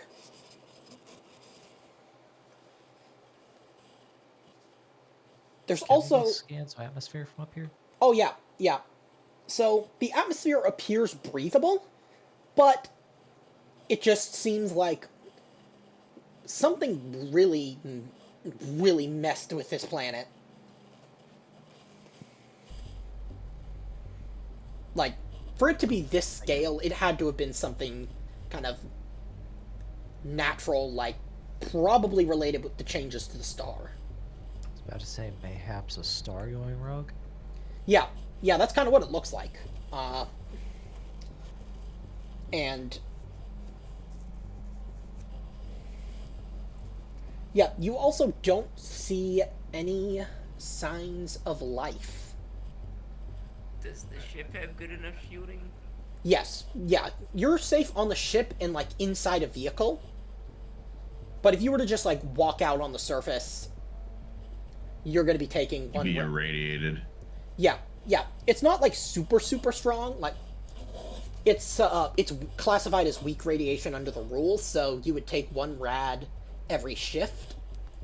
Oof. But... Still unpleasant. yeah, definitely not pleasant. But you do... There's no radio transmissions, but you do pick up a weak transponder beacon from what appears to be a recent crash site to the south of the main colony.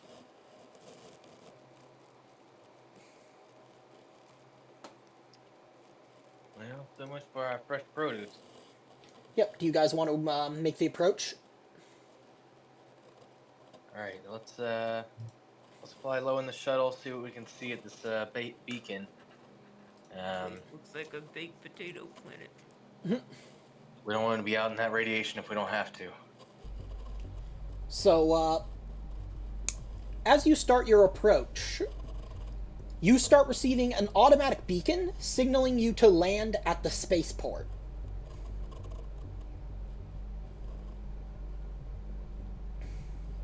The colony actually looks pristine, like they're clean streets, brightly illuminated, well-maintained buildings gleaming in the sun, and you see machines working in the fields, though they don't appear to have any, like, kind of fields the way you would consider them, like, agriculturally.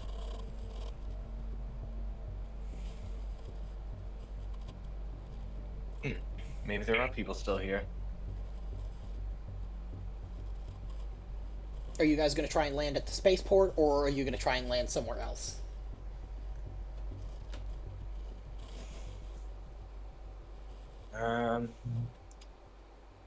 Well, there's the beacon coming from the crash, right?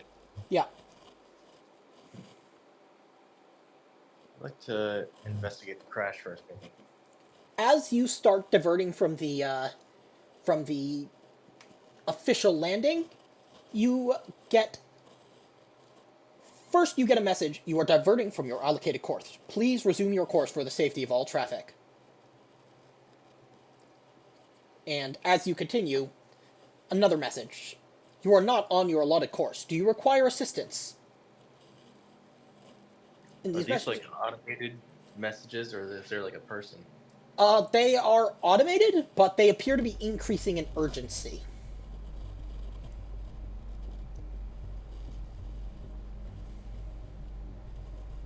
Finally, as you guys continue your course away from the spaceport, emergency assistance is en route to your position. Please wait. Help will be with you soon. Can we try to hail them back? I'm gonna say... Sure, yeah. And if you'd like me to make a contact roll... You don't need to make a roll. Okie doke. This is Solobetsk Island to Spaceport. We'll be visiting you soon. We are investigating a distress beacon from a crashed ship. A message comes back. Yep. Landing is only permitted at the spaceport. Any diversion implies mechanical failure or other emergency and danger to your lives.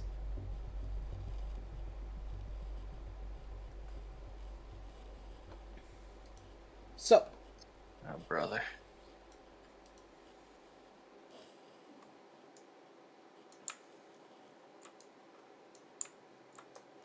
We're all the way out here on the bottom right corner of the map, if that's where you're trying to land.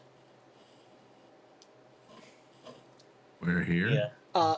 Yeah, like around here. Oh, here. Yeah. Now, do any of you guys want? This map is huge. Yeah. Do you guys? Yeah, it is. Do you guys want to put on like protective gear, like Mark 50 compression suits, or? Yes. How many of I would think yes. Yeah. So. But I still have one in my locker. Yeah, and I mean they would have these aboard any spaceship, so. Okay. Like, there's enough to go I around. was gonna say, if there's enough, then yeah. But if there isn't, then Yeah, there's plenty, because okay. let me just remind myself of the stats for those. Mark 50s, you say? Yeah, Yeah, it back- is. back here. Yeah, it is. Armor rating 2, air supply 5, weight 1, and agility based attributes will get a -1 as long as you are wearing it.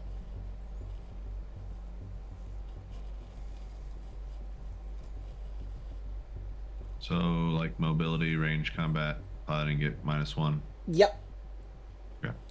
Yep, as long as you are in the suit. Now, as you guys are landing, let me first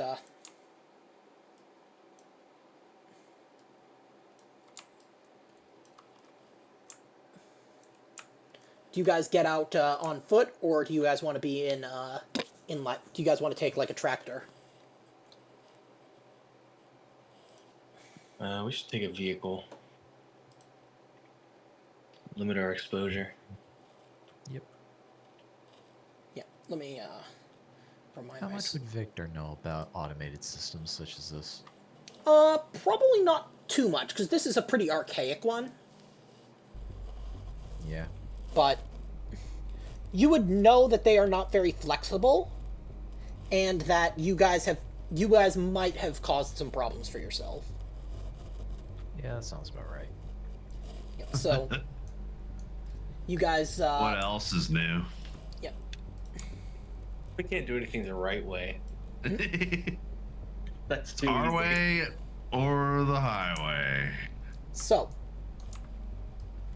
Our way or somebody dies. That's right. Well, your way and somebody no dies. matter Yeah, way. I was gonna say. You got yep. So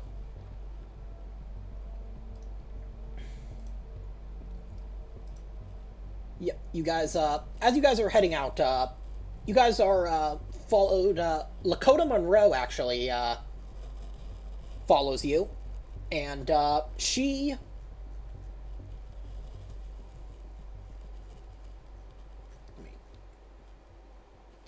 yeah, she suggests that we should see if there are any survivors. See if they need help. I can join you guys as a medic. I do have medic training.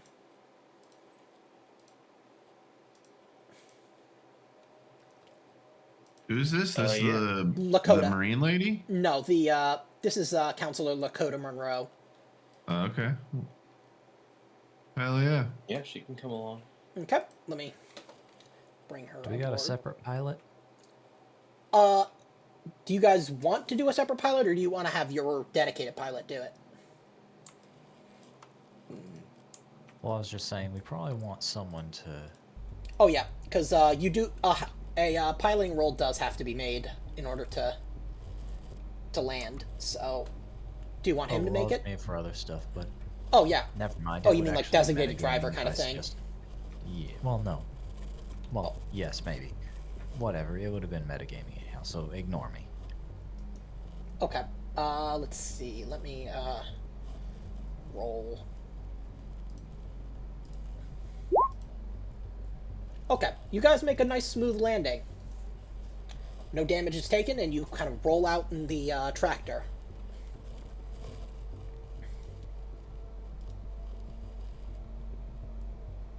You guys all put your suits on? Yep. Why not? Okay, so you guys see the ship, the crashed ship, and you recognize it as an old Corvus class vessel, and you see its registration number and name. You can check your ship's records if you want to learn more. Yeah, we'll call it in. See what they can tell us about it. That registration number belongs to the USCSS Boris. It was launched in 2088 under that name. And you guys all notice that the ship appears to be getting stripped down by 10 automatons.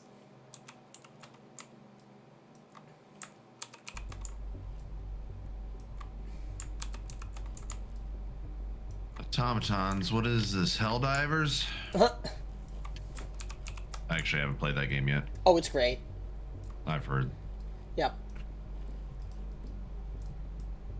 really good things about that game. Yeah, it is very fun.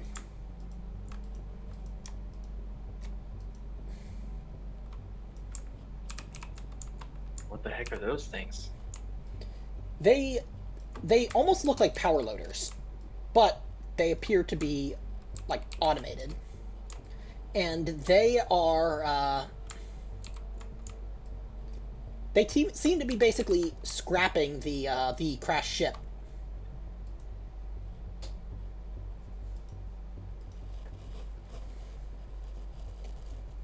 Now, yeah, they are basically piling the remains of the ship. They're taking them off the kind of ship and piling them into automated trucks that are, as they fill, they are heading back into the colony.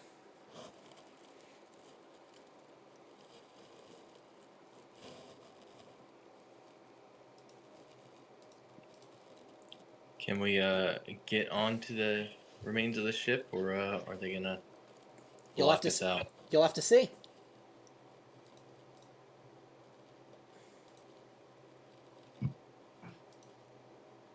Let's try to get on and check the computers.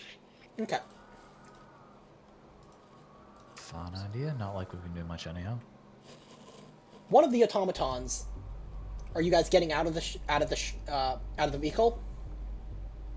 Not until we get very close, I would hope. Yeah. Yeah, I imagine we have to get out right up close to it, and then get out of the truck to get in. Yep.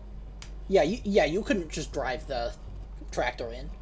One of the automatons walks up to you.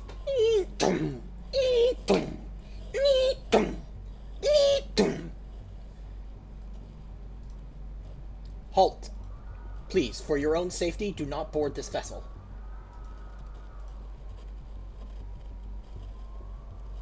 We want to check the computers and see what happened. Please, for your own safety, do not board this vessel.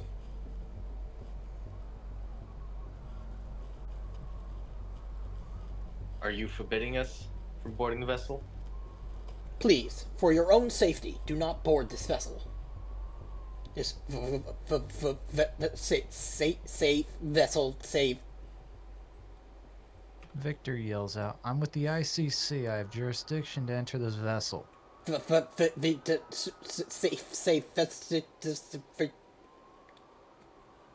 Like talking to a brick wall. I think there's something wrong here.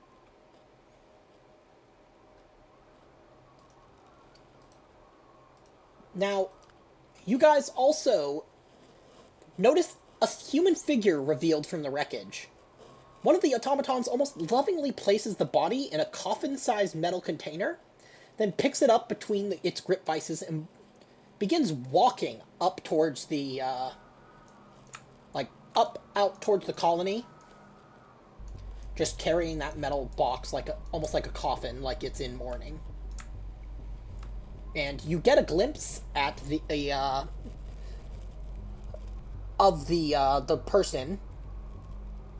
They appear to have been in pilot's garb, and they are very, very clearly dead. Like, it doesn't take even like more than a second's glance to be like, yeah, that person's dead. Yeah. Do they look like mummified dead or like just No, they actually look purple and just like squashed underneath, like in wreckage. Rubble. Yeah. So Eviscerated. yeah, more just like pancaked flat. Like you can kind of see splinters of bone, kind of That poking too. through the skin.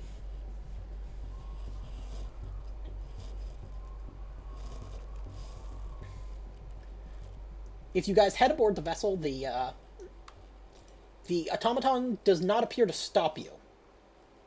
Yeah, I was gonna say I was gonna try and keep walking to see if it does anything. It doesn't.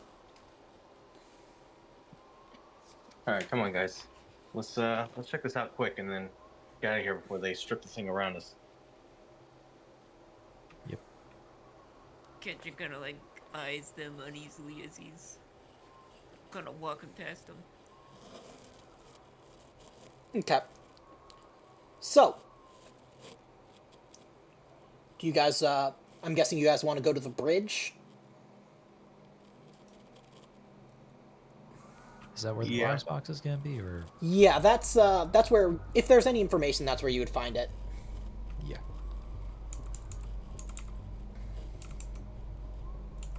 We'll just keep an eye out for any other bodies on the way or any survivors. Yeah, you do not see any bodies. It seems like they've. Whatever bodies, if there were any survivors, they probably already left the wreckage, and you probably saw the last of the dead being salvaged. So you notice that you find the details of how this ship came to be here. You find that this ship arrived just a couple. I think it was like, it was a couple days ago, and it was it suffered an engine failure, which appears to be what caused the crash, like a catastrophic engine failure, that is, and that the ship's navigation data was wiped from the computer after the attack.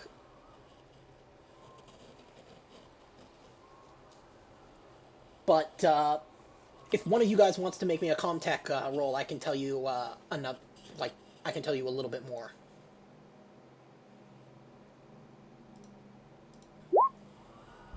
Judging by that, I already think I know what's going on here. You find that the navigation data was also downloaded at the moment it was wiped.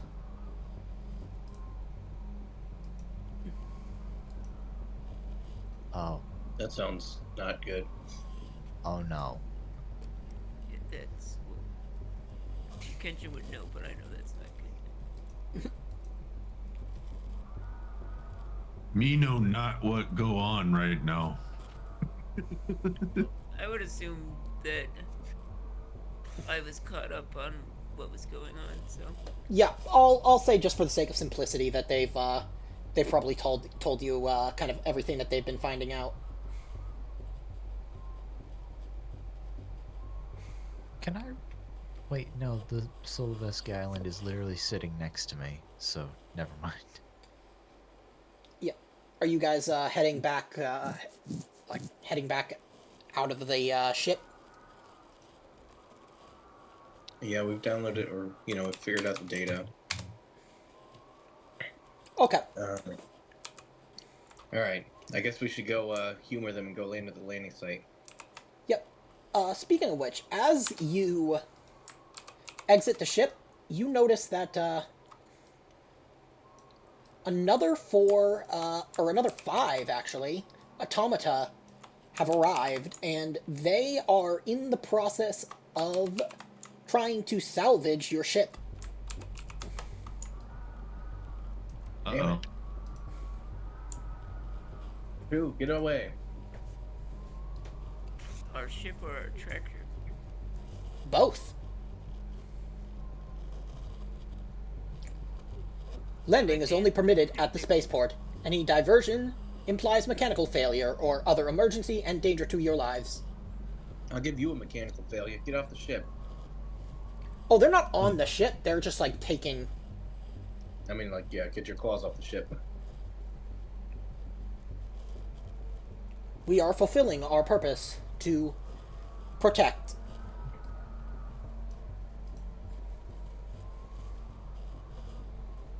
Fulfill basic tasks. Protect life. Okay. A computer guy. These things have some kind of off switch, or is there something a wire we can pull? You would have to access the control panel on the back of these things. All right. Would that be a mobility roll? Yes, and then a Comtech roll to actually.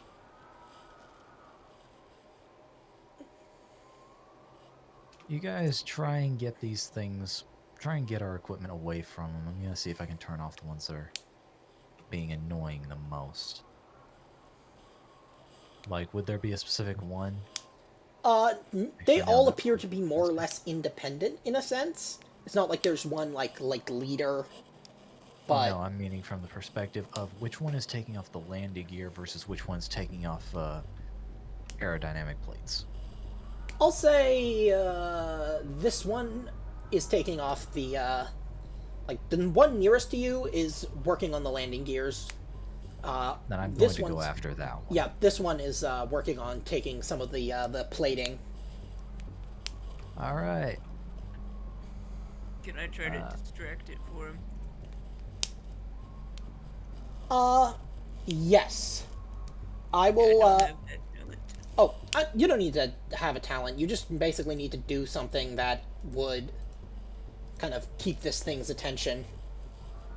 And can I get a bonus to that? Yes, I'll give you a +1.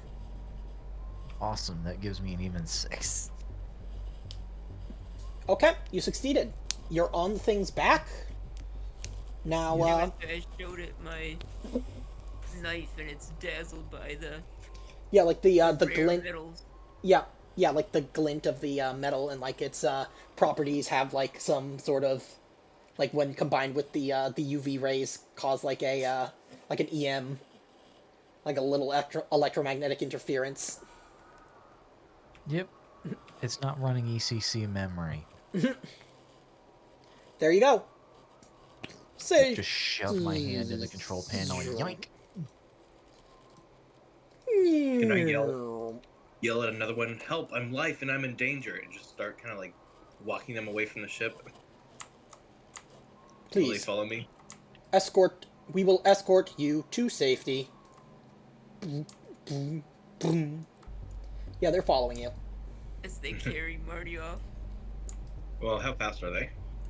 They can move at the speed of a power loader, so they can kind of keep up with you if you're not like running. Like, can I kite them around? Maybe for a little Just to bit. get them off the ship? Yeah, for maybe like about a turn. Which, by the way, everybody, I forgot. You guys are suffering from gravity dyspraxia. Oh, wonderful. You will Yeah, guys. 1.5G. Yep, you'll gain +1 stress level and a -2 observation to all mobility and close combat rolls. And then after a shift, you can make a mobility roll to see if you've acclimatized. If you succeed, you no longer suffer the negative penalties. But Okay, I'm so not what would that be in total? A -3 to agility? to mobility and then yeah, a total of -3 to mobility, and then close combat would be at a -2. This place sucks. Yeah, that wasn't in the brochure. But yeah, I'm not gonna count that for the. I'm not gonna like count that against you for the mobility roll you just made. But I'm gonna say that you guys all. Future runs. And I forgot to account for the suit, which is -1 agility as well. That's okay. Sorry. It's for narrative convenience. We'll just say it's doing fine. So Well, I Yep. distracted it anyway, so yeah, exactly.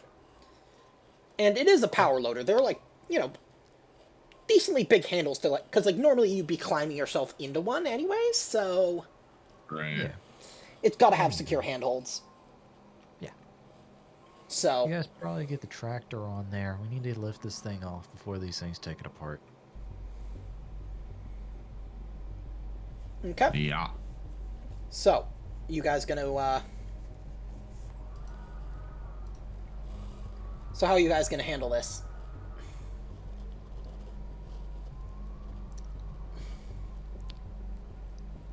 I think Marty will yell at them, "All right, get back in the tractor."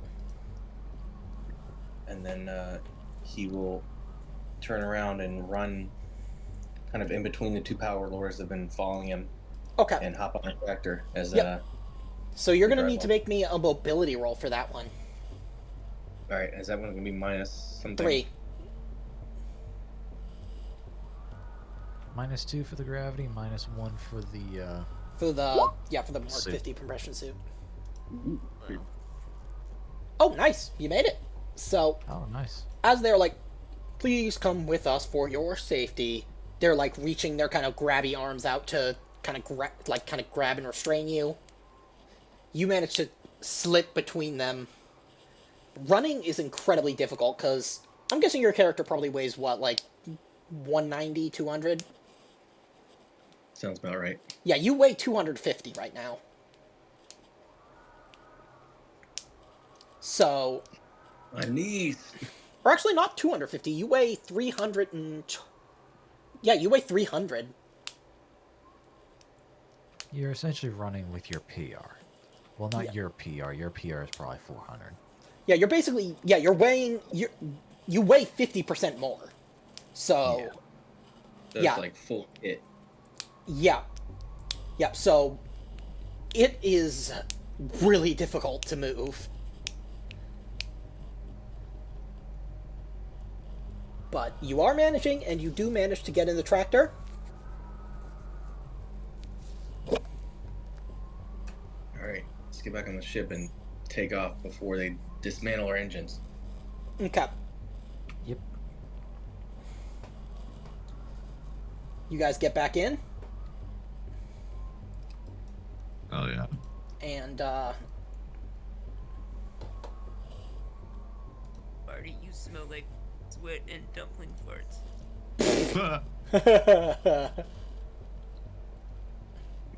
Oh, I must have gained 50 pounds. What do they put in those dumplings?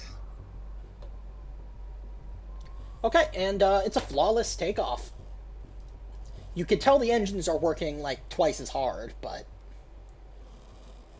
yep, you guys get off, and the robots continue disassembling the ship. Like, not your ship, the Right. yeah, the Spirit of Trafalgar. So, what do you guys want to do now? Let's radio the spaceport. Tell them we are coming in for a landing, and please don't disassemble our ship. The landing port, the spaceport is a designated landing site. That's all you get. All right, I guess this is as good as we're gonna get. Okay, and now another piloting roll to touch down. Oof. I'll let him push that.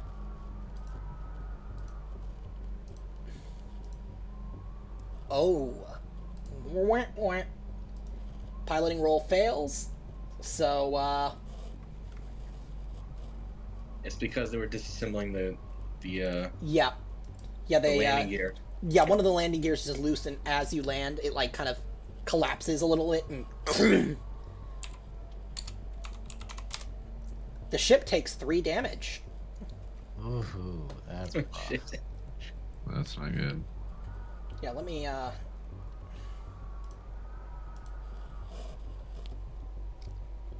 okay, so... Thought you Everyone guys looks and were Unga doing Bunga's good. actually half its- piloting the spaceship. Why you let me sit here? Yep. So that is half of the ship's Oh shit. total health. So I gotta look up the space combat. Let's see, hull damage. Okay, so. Oh, wait. I forgot it has armor, so I guess I can roll armor to see how much it. Yeah, it takes full, so it takes th 3 damage, and then Guess that loader did more than we thought. Yeah, that sucks. It already loosened a bunch of bolts on the landing gear. Those Okay. bastards work quick. so Yep. yeah, you guys get major component damage.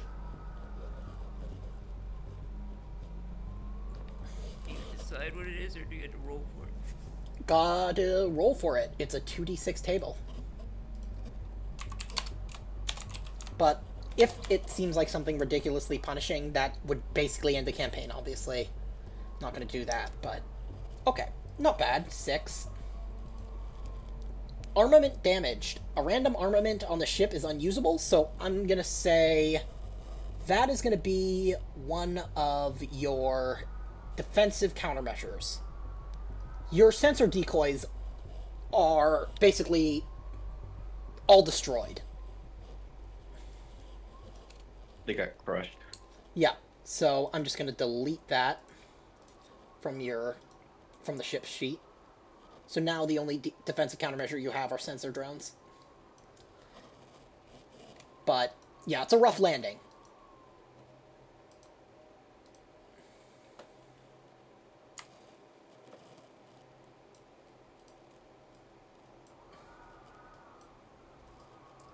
And you have We got power loaded.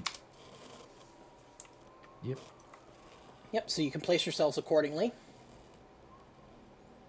Up in the northwest, right? Yep. Okay.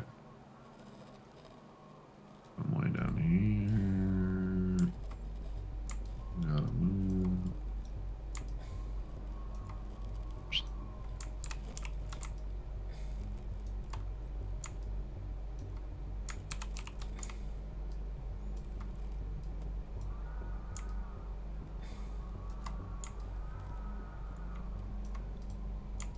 You guys using tractor again?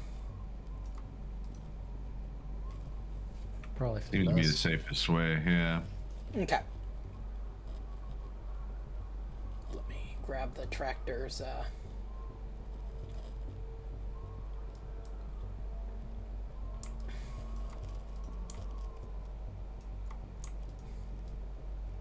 Who do you want to be driving? Just for the sake of I guess yeah, just tell me who's going to be driving, because I'll give them access to the sheet. Anyone have piloting?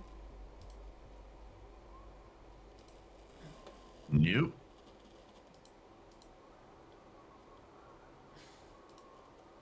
I don't think you want me to drive.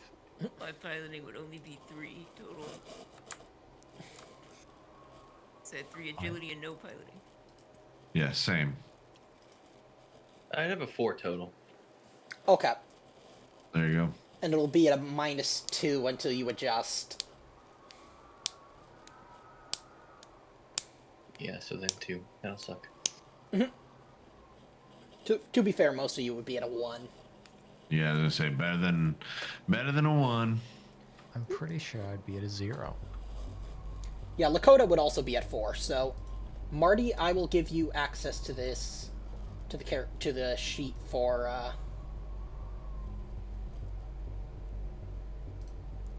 the tractor, because this way you can yeah. But anyways, yeah, as you get out,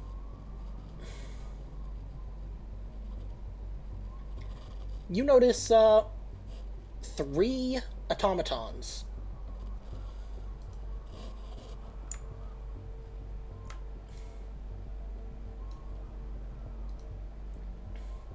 they don't appear to be paying you any mind since you've landed at the spaceport.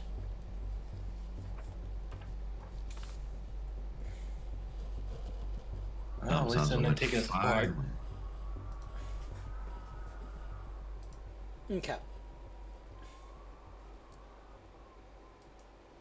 So, where are you guys headed?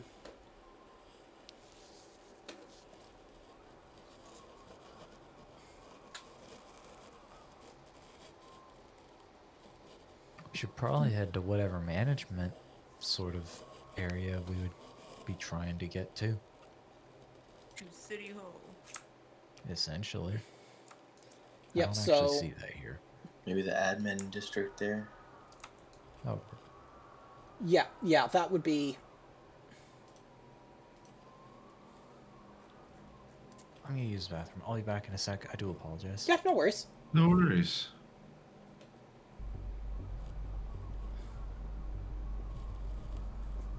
Yeah, so the streets are surprisingly clean. And well lit.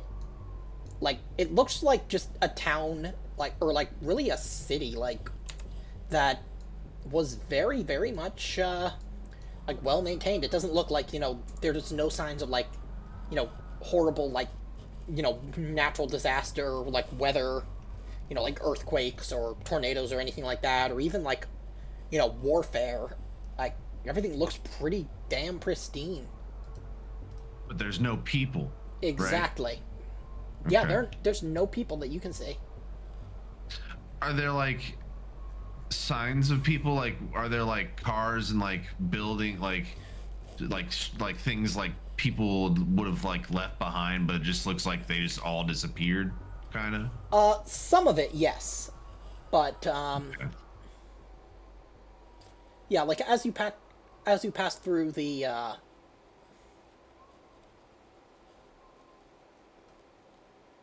It's gonna be zombies.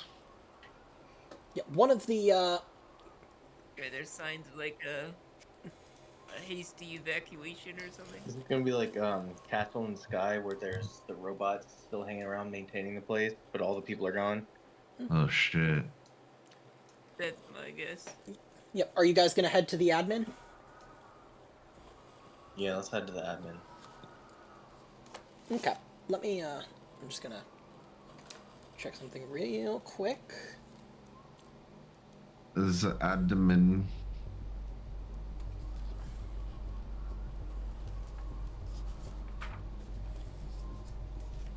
Yep. So.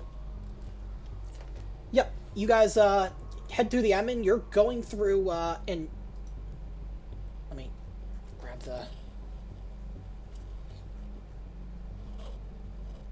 Yep. You guys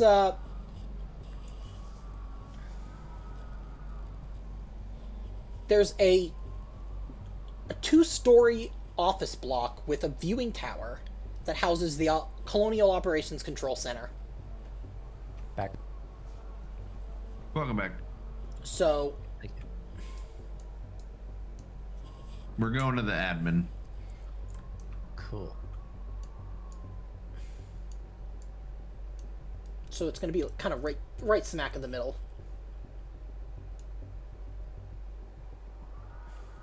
Or that here?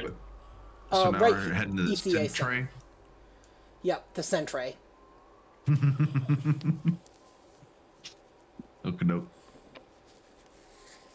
So,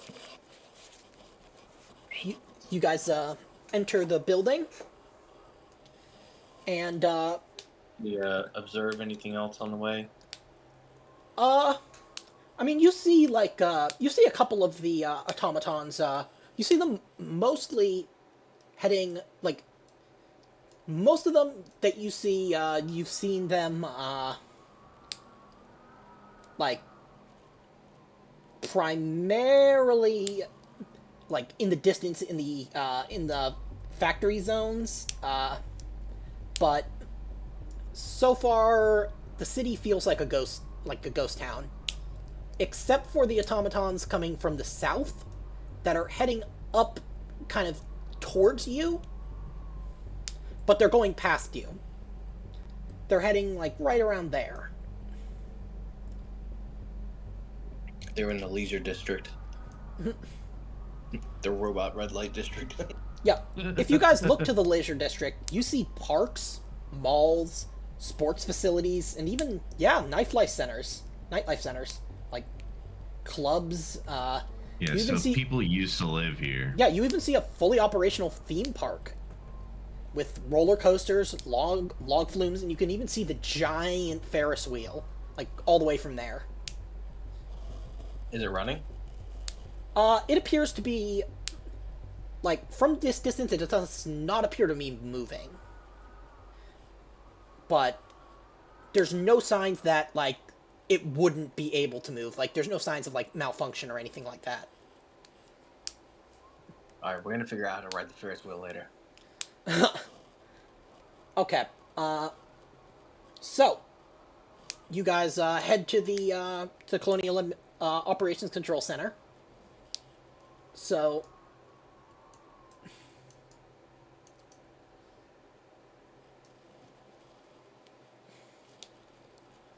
oh yeah, that would be, it actually would be, like, up here. My bad, I was reading it wrong. In admin? Yeah, in the admin, so it'd be, you guys find a desiccated body here, wearing a uniform with the name tag Lohengrin. Lohengrin. Do we know that name? That sounds familiar. You do not. And, they look like they've been, like, this body's been here a while. The first sign of human existence beyond that crash. Yeah. So, you guys, the long data disk is here. Alright, let's go in and see what we can find in the building. So, yeah, because, yeah, I figured you were already in the building, because that's where you find the desiccated body. Okay. Yeah. Like, yeah, like in the center itself. You guys spend a little, like, probably about 15 minutes analyzing the disk. You guys, Is the power still on, I guess? yeah, the power's, well, not still on, but, like, you're able to turn it on.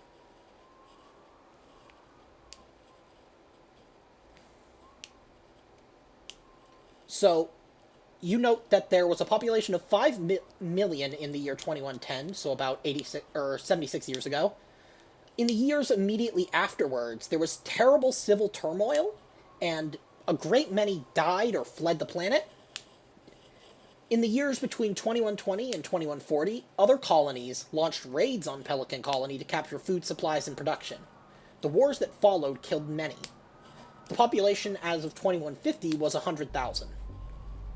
Jeez. Stability was then restored. Pelican Colony looked after itself, and trade with other colonies was banned.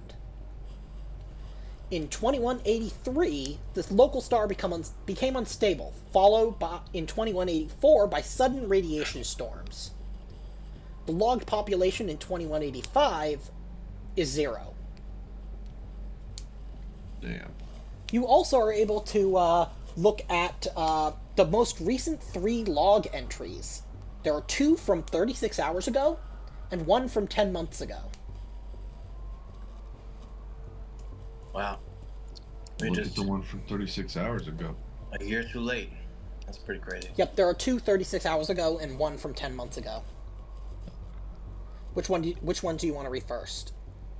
Let's see the 10 months ago. Warden Henrik Lohengrin reporting. My last log entry. The radiation storm is worse than we feared. Some have escaped, but many died in the crush aboard the last ships. Everyone left here is doomed. Some have taken refuge in the caverns under the Godafest Falls, and worker teams from the dam have hidden in the Gretio cave. Now I wish we'd explored it more deeply, but superstition is powerful. I don't suppose it'll do much good. I'm too weak now, but we'll try to make it to the falls. It appears he didn't make it. Okay, and the 36 hours ago? 1. Unidentified vessel inbound. Distress beacon activated. Unresponsive to communication. Unauthorized planetfall in sector B11. Units sent to inspect. It's an automated log entry, followed by a second. 5 nominals identified and transferred to Godifus Falls Refuge. Vessel to be salvaged and site cleared of obstruction.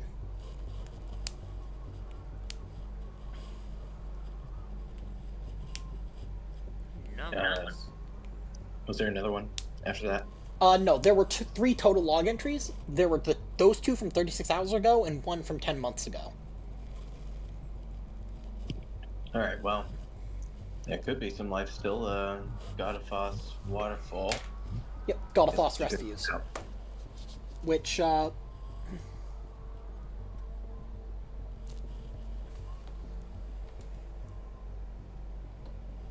guys gonna start moving around the city? Yeah, let's get back in the tractor and drive there. Okay. Yep. So, as you guys are moving,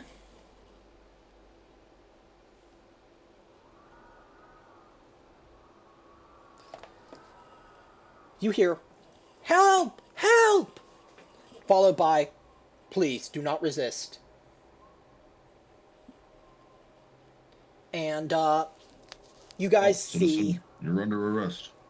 Yep. It's RoboCop. It's for your own safety. Please, do not resist. You guys see a figure that you guys actually recognize, as well as one that you don't, being carried by one of those automata.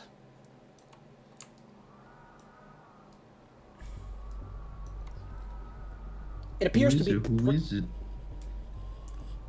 It's, J.V. Gorham III. She came aboard your vessel to wipe the navigation data, remember? Oh yeah, the Gorms. Yep. She says, "You! Solovetsky Island, right? Please, look.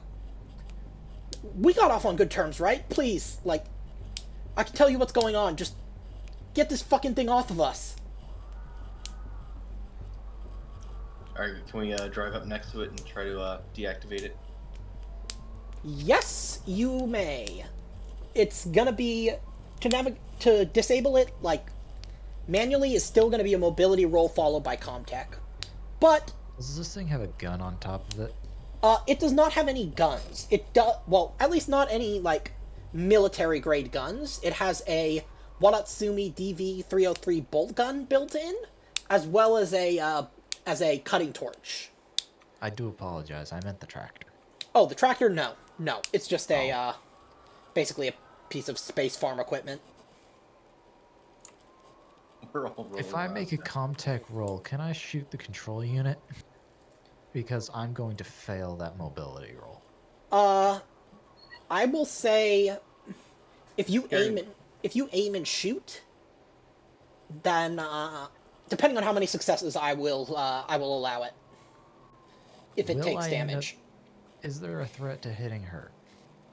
No, because you're going to be aiming for this thing's back. Yeah. So, like, she's basically out of view from the perspective that you're looking at. Yep.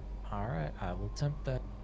Okay, aim and shoot, so it'll be +2, but -1 because Rage Combat is agility-based. Yep. So... Oh, are you not using the weapon profile? Thank you, because I do keep forgetting to do that. Oh, yeah, Oh, yeah, it is +1 anyhow. yeah, so, yeah, just re-roll that with a +1. You should have a stress. You know what? Let's do that. Consider it a push. Okay. There we go. Boom. That is, do you want to put that, the success into additional damage? Or, because I can, or actually, you know what, let me just roll its armor. Okay, it takes... Yeah, roll its armor. But Yeah, no successes, so I will allow you to have hit it in just the right place to, at the very least, basically cut off power to the servos, powering the gripping arms. good enough for me. though it is going to start turning around to face you and say, threat to primary directive. Engage.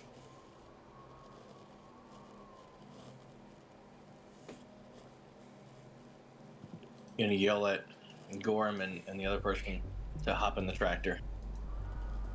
Okay. They do. Let me just grab this. Okay.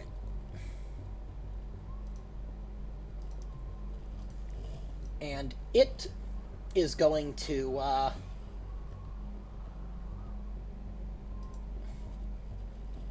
as you guys head out. The term for that is perforate an office clerk. Yep. It very narrowly misses you with a large bolt. And it makes to go after you, but as you speed off, it realizes that you're way faster, and it kind of goes back to its work.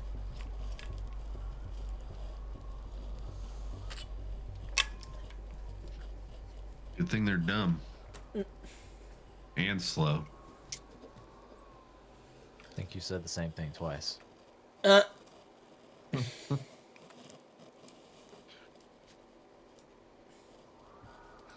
Is it dumb or is it smart enough to know it can't catch us? Good question. Yeah, that's a good point. It's smart, dumb. Yeah, there you go. It's smum. Maybe it's just lazy. It turns around, starts moving back south.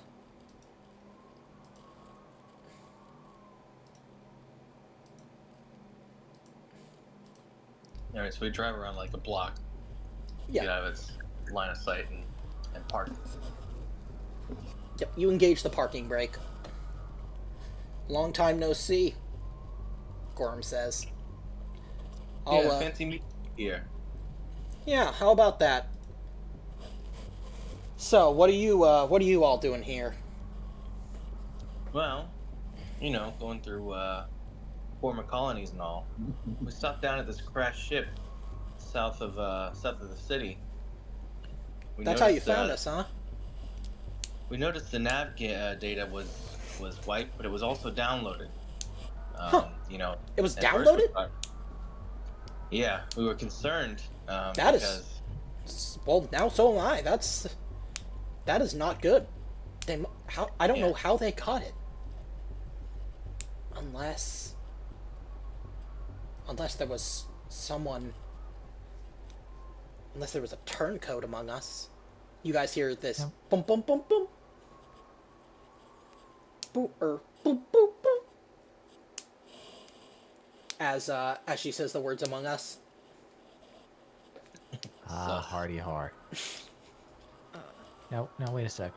What's going on here? What caused y'all to crash? It was a catastrophic engine failure. Nope. Odd that it happened, but, even the best of systems. But we traveled here to check out information that I had extracted from a captured member of the Children of the Two Divines. That rumors specifically that perfected exist in a cave in the mountains near the city. We encountered one of their ships and chased it into orbit, but that's when the catastrophic mechanical failure occurred, and we crashed south of the city. Half of our crew died in the ensuing crash, but myself and 4 others, one of whom is with me here, she nods over to the other woman, survived. I wiped the navigation computer so they wouldn't get their grubby little cultist hands on it, but someone must have downloaded it. Someone is working against us. I can only hope that it was one of those who died and not one of those who is still alive and might take it to perfected wherever they are. I guess that engine failure of yours sounds a little too convenient now, doesn't it? Yes, it does. It's a pity that thing has been torn apart by those automatons. Maybe we could actually prove that it was sabotage and find out exactly who did it.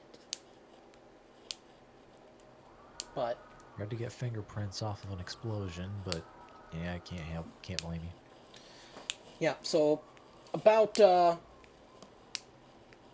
about 12 hours ago, we traveled to the Extrasolar Colonial Administration Center here. Well, me and Mashkin, she nods at her companion. The companion just says, "Nice to meet you." Nessa Mashkin, she holds out her hand. I'll shake it. Yep. So Be on top. we were gonna figure out how to send a distress beacon, but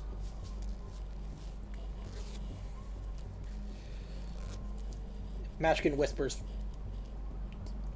to Gorham something you guys can't hear, but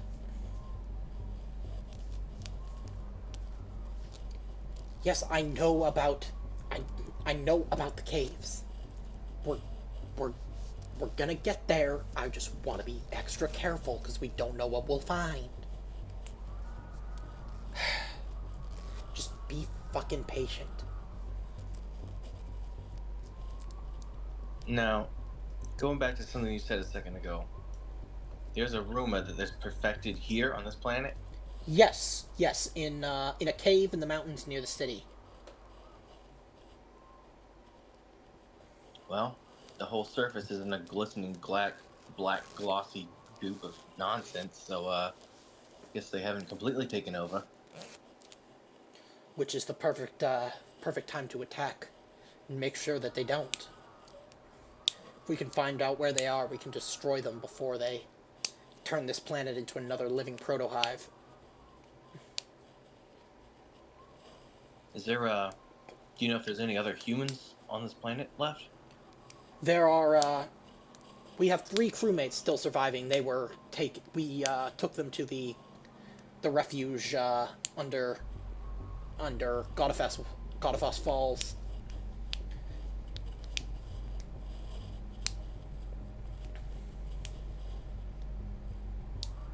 And then what were you guys doing up here when you got caught by that automaton? We were we were at the ECA center trying to figure out how to send a distress beacon. And when we couldn't get the damn thing to work, we gave up and we were about to head to the Scritio Caves. Sorry, I keep forgetting how to pronounce it. Yeah, we were going to do recon at the Scritio Caves up to the north. But that's when there were a couple of these fuckers, and I mean, you've seen these things. They're big, not exactly something you can take on solo. They're not very considerate either. No, they just have their task and they're gonna do it. If that has to be Ship. Yep. You're saying? No, if that has to go through us, then what do they care?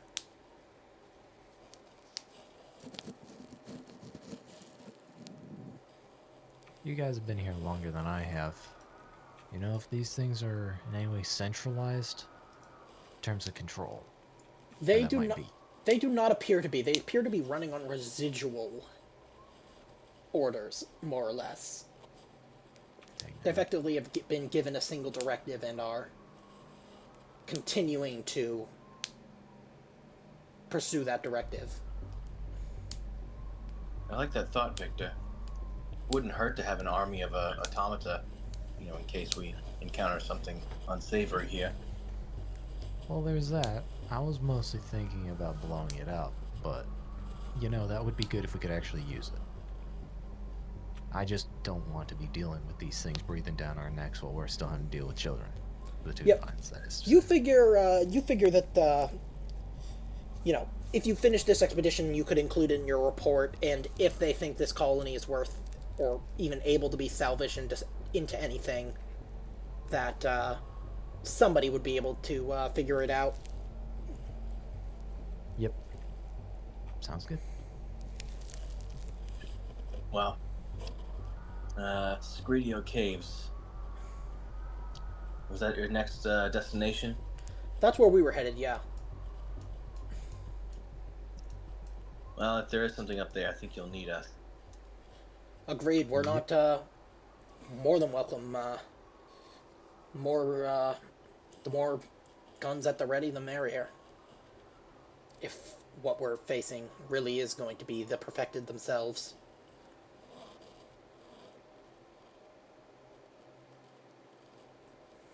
Well, you guys got the stomach for it.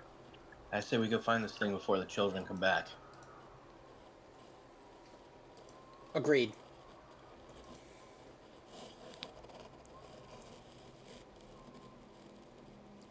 Should we grab the rest of the crew? Should we go back to Godifos first and Well, do you trust them? I'd rather have them at my side.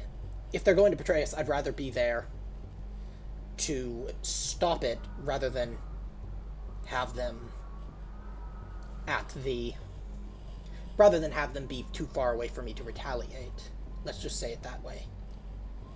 Fair enough. Keep your enemies close. Yep, We'll friends go for grab those enemies closer and all that.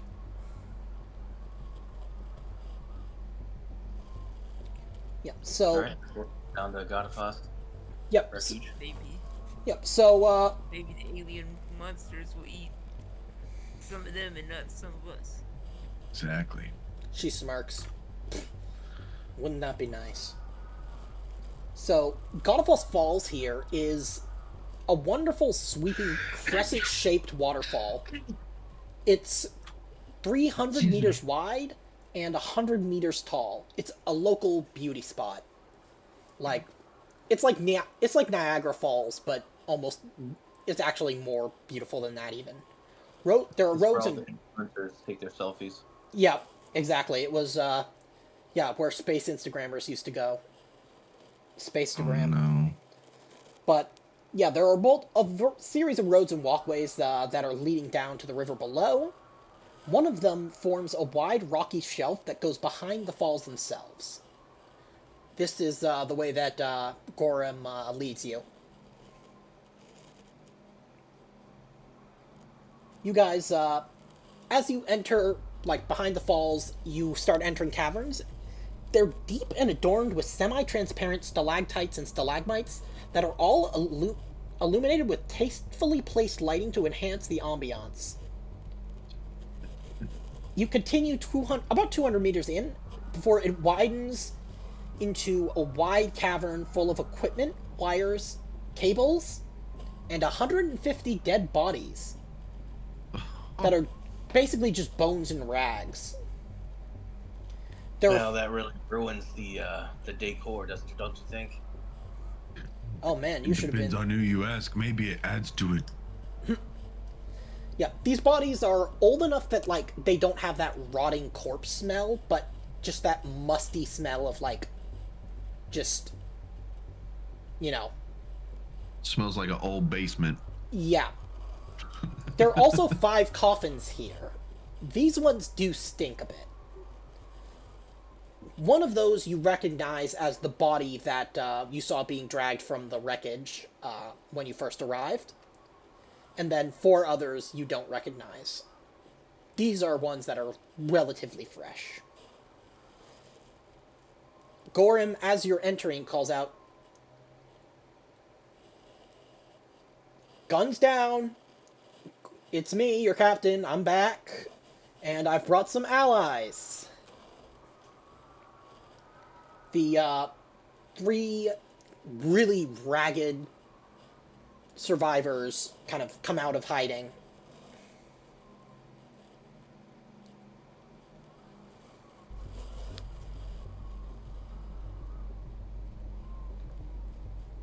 Let me,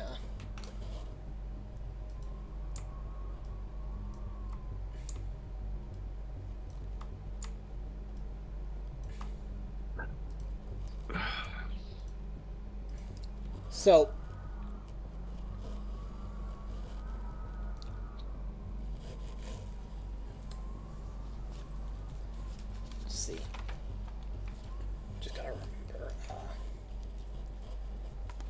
So you see three people.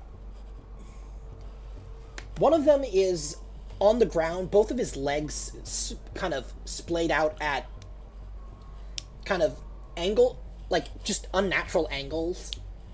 Like,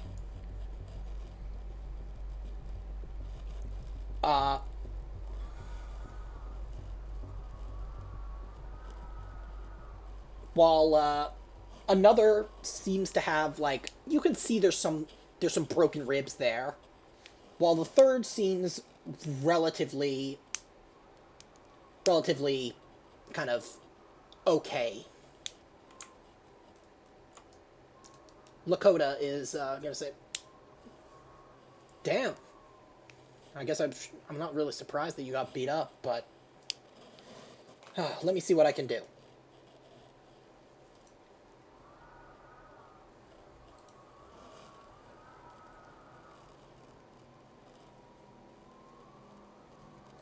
Lakota here is good with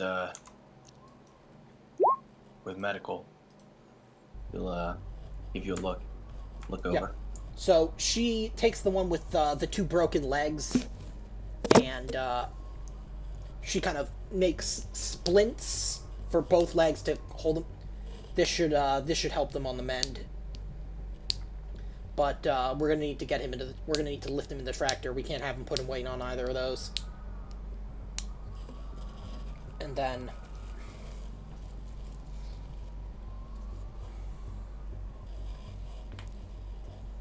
that's he tells you his name, Rashid Ravindra.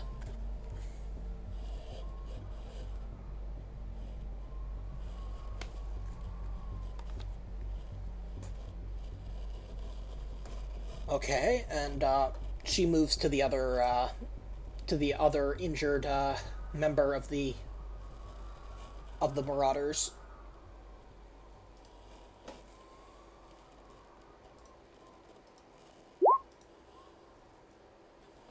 Well, I guess you can use one of those successes to... Let me roll this again with a +1. Yeah, so they're both at full health.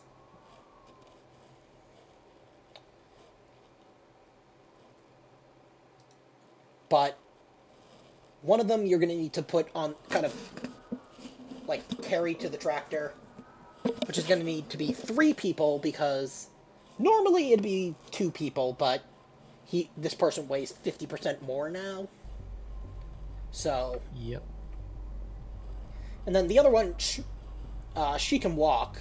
She just kind of is bent over. She's got, like, you know, a brace for her broken ribs. Don't make any jokes. Wouldn't dream of it. I'm gonna say Victor offers to help. Even if he's not the best in terms of medical, he knows at least some basic first aid.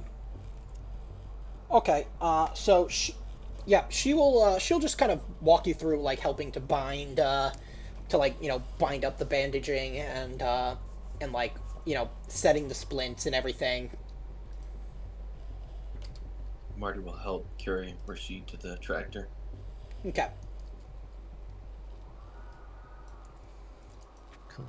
So. And then... Vincent's too afraid to touch. Yeah. And then the third member, Gorham says, "Martina, anything happened while we were out?" "Jack, all the jack shit." "So, how'd you run into these folks again?" She briefly explains kind of what happened, and explains your current plan. Well, I don't think Rashid or Dejana are going to be much in the way of help. Dejana's still able to move, but she might end up being a hindrance. So I'd recommend leaving at least those 2 in the tractor. But I'm still in tip-top fighting shape, and I intend to stay that way. So, if we're going, I want in. Gorham smiles. That's the Martina I love.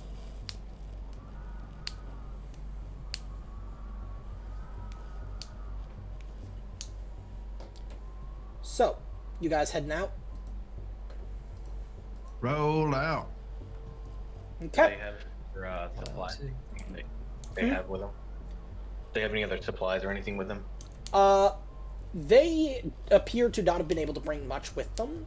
They do all have biohazard suits, as well as various firearms.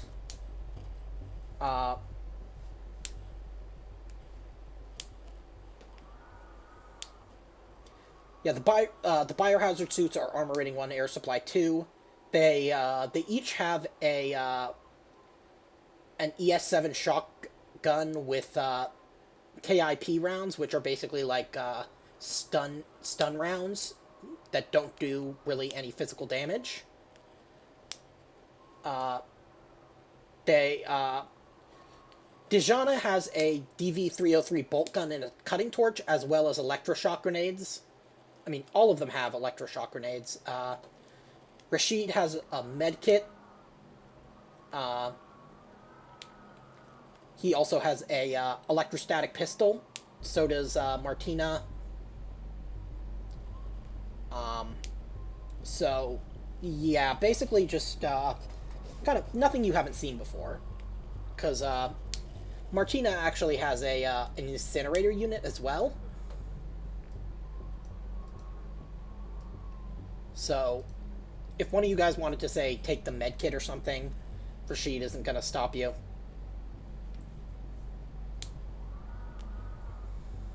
Yeah, it might do us more good than him. Yep. Because Lakota used hers on Rashid, so she could always take his. Yeah, she can take his to replenish. Yep. And I actually have a 1 in medical aid as well, so.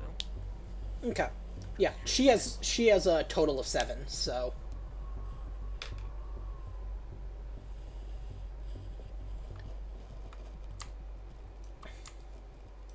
So, we heading out?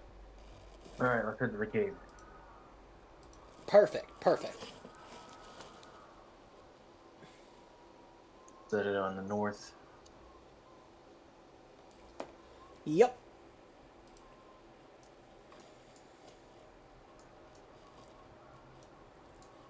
Now, I am going to say that it's probably been a shift by now. So, everybody take 1 rad. But aren't we wearing the Persian suits? Yes, but they don't protect against radiation. No. They just protect. They protect against heat stroke, for example.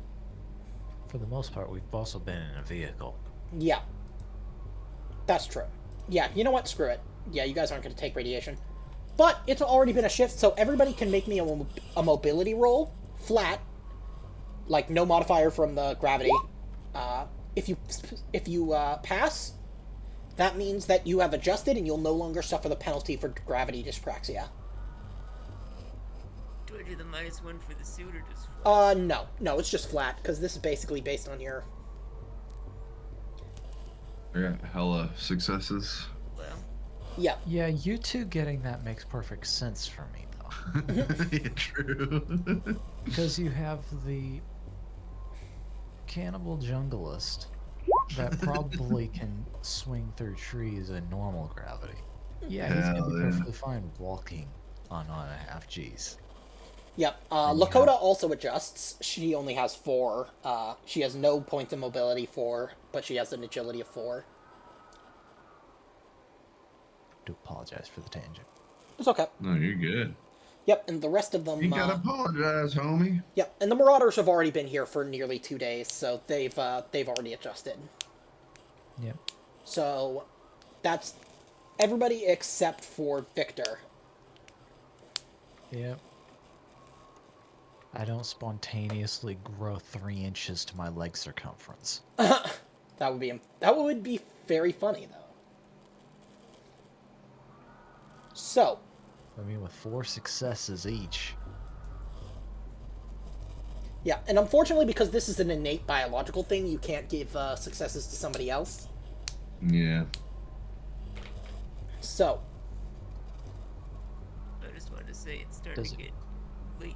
oh yeah, It is. Does it count if they just carry me?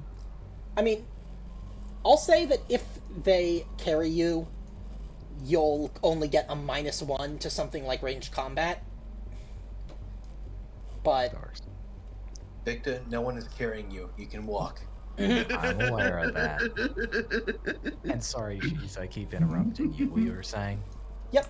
Oh, did I? Yeah, I Understand, did. I don't want to get too involved in the caves.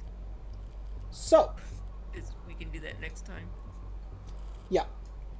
So, place yourselves at one of the entrances.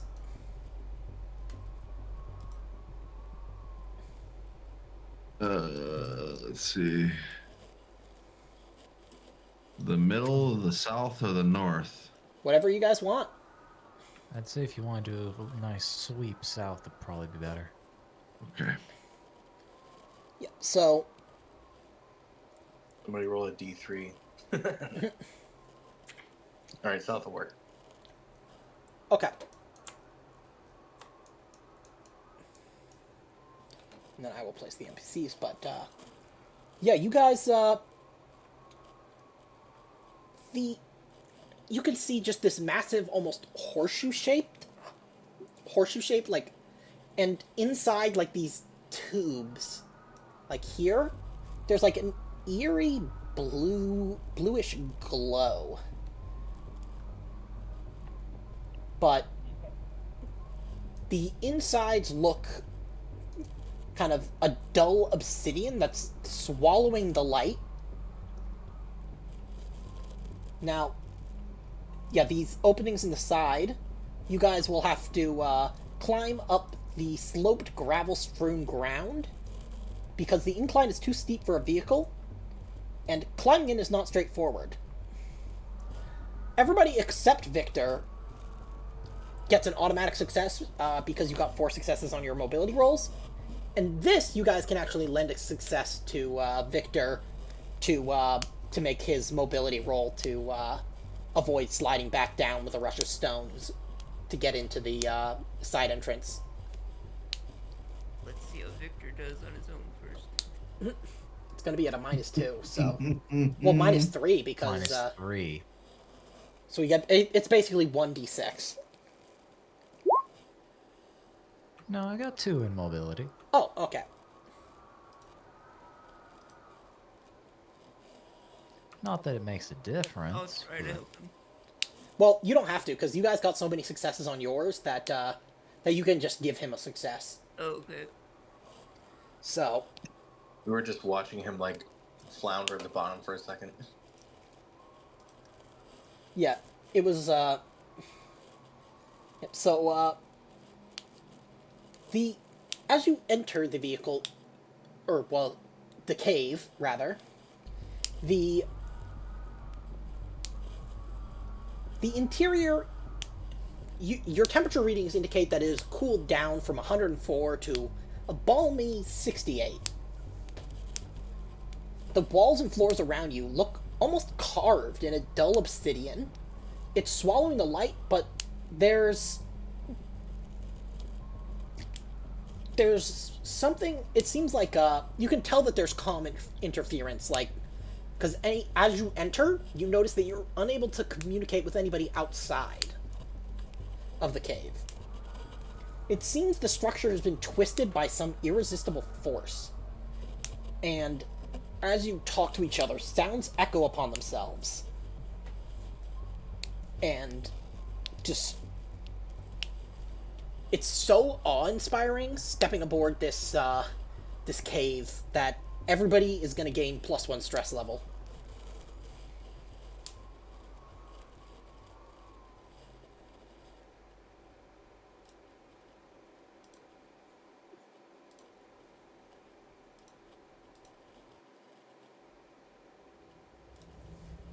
don't like this one bit, guys. Yeah, we'll be fine. Or we'll die. Pretty eerie. Doesn't really look like they're underground temple things. But it's still reminiscent of the same design, if you can call it that.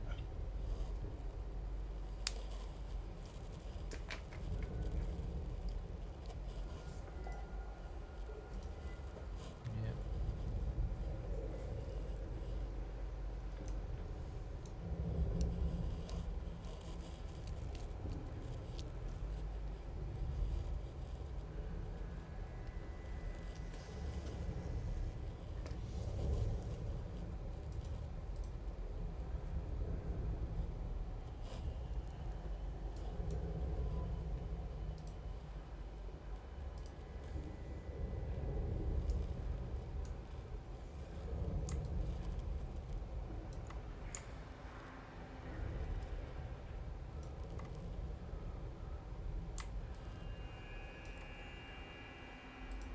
So what's in this cavernous chambers to our right? You'll have to go in to find out.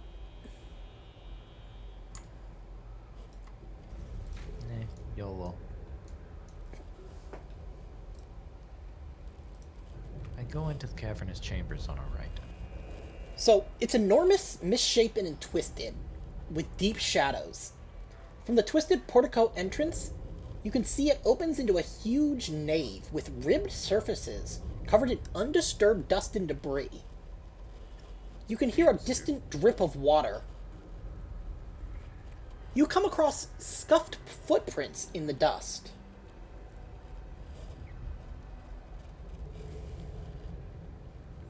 How recent are they? They appear to be pretty recent, like within the last couple hours. Got company. Stay on your toes. We follow these footprints. Yes. Actually, that is a good point. We should probably do that if that's an option.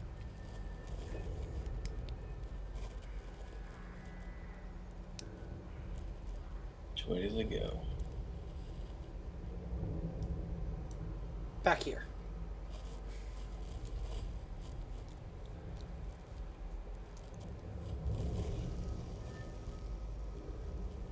You can notice Victor kind of panting through his suit. Pass you along. Yeah, y'all go up there. I'll meet you up. I'll meet up with you. Is he steadying himself against the wall? Let's go with yes. So, you reach this darkened corner and you find a survivor. He seems almost normal, though his arms seem a bit misshapen. The fuck? Who are you? I don't like this. He turns around, he turns his head around. He's crying. Oh god. Please forgive me. Just have mercy and kill me. He looks into your eyes. His eyes are deep black. Utterly black, no sclera, nothing. His tears appear to be almost black themselves. His veins are dark and varicose. He's pale. Deathly pale. And he begs you, please kill me. Kill me! Orem, is this one of yours? No. But if none of you stop her, she's pulling out her pistol. I was about to say, I was about to light him up too. Yeah. And don't waste that valuable flame ammo.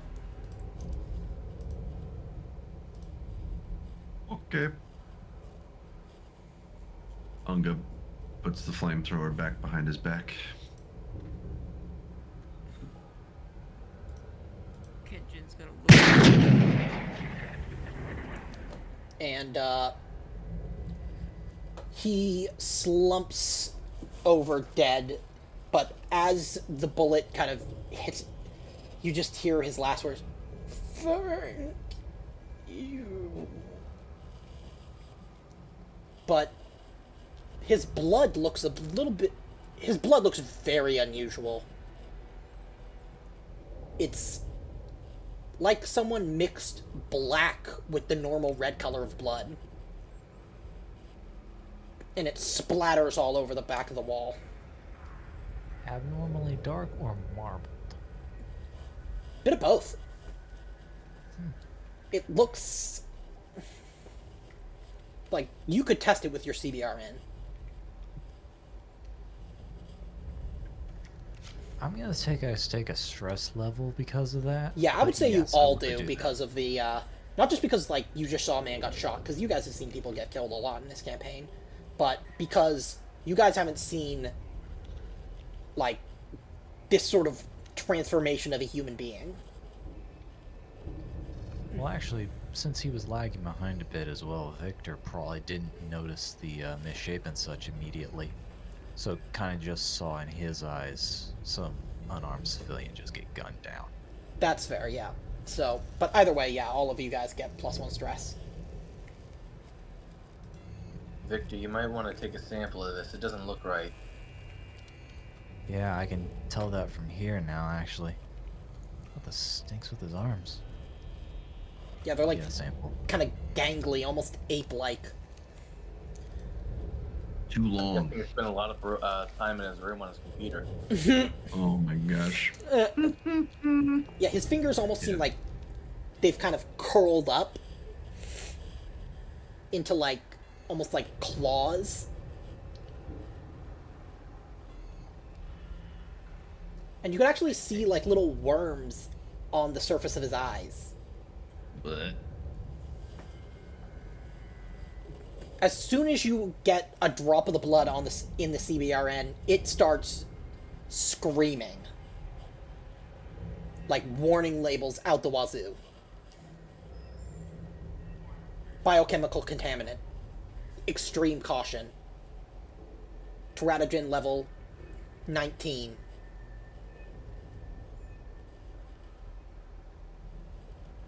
Would Victor know what that means? Yes, you know what a teratogen is, and you know that the higher the number, the more fast-acting and the more extreme the teratogen is. Teratogens are... it's a form of mutagen.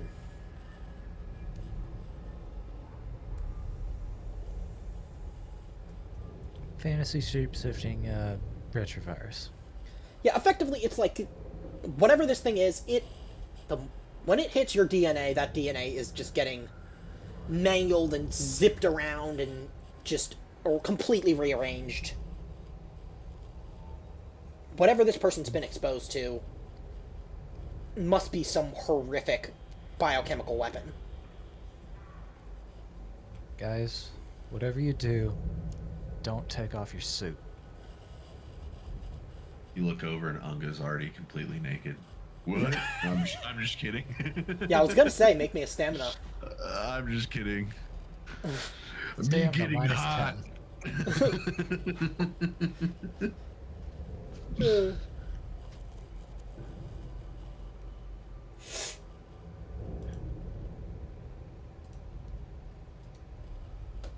Now, Nobody touched the shit. yeah.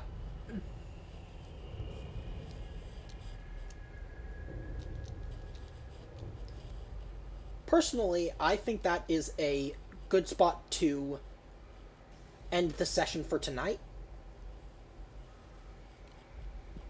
Yeah. But, yeah.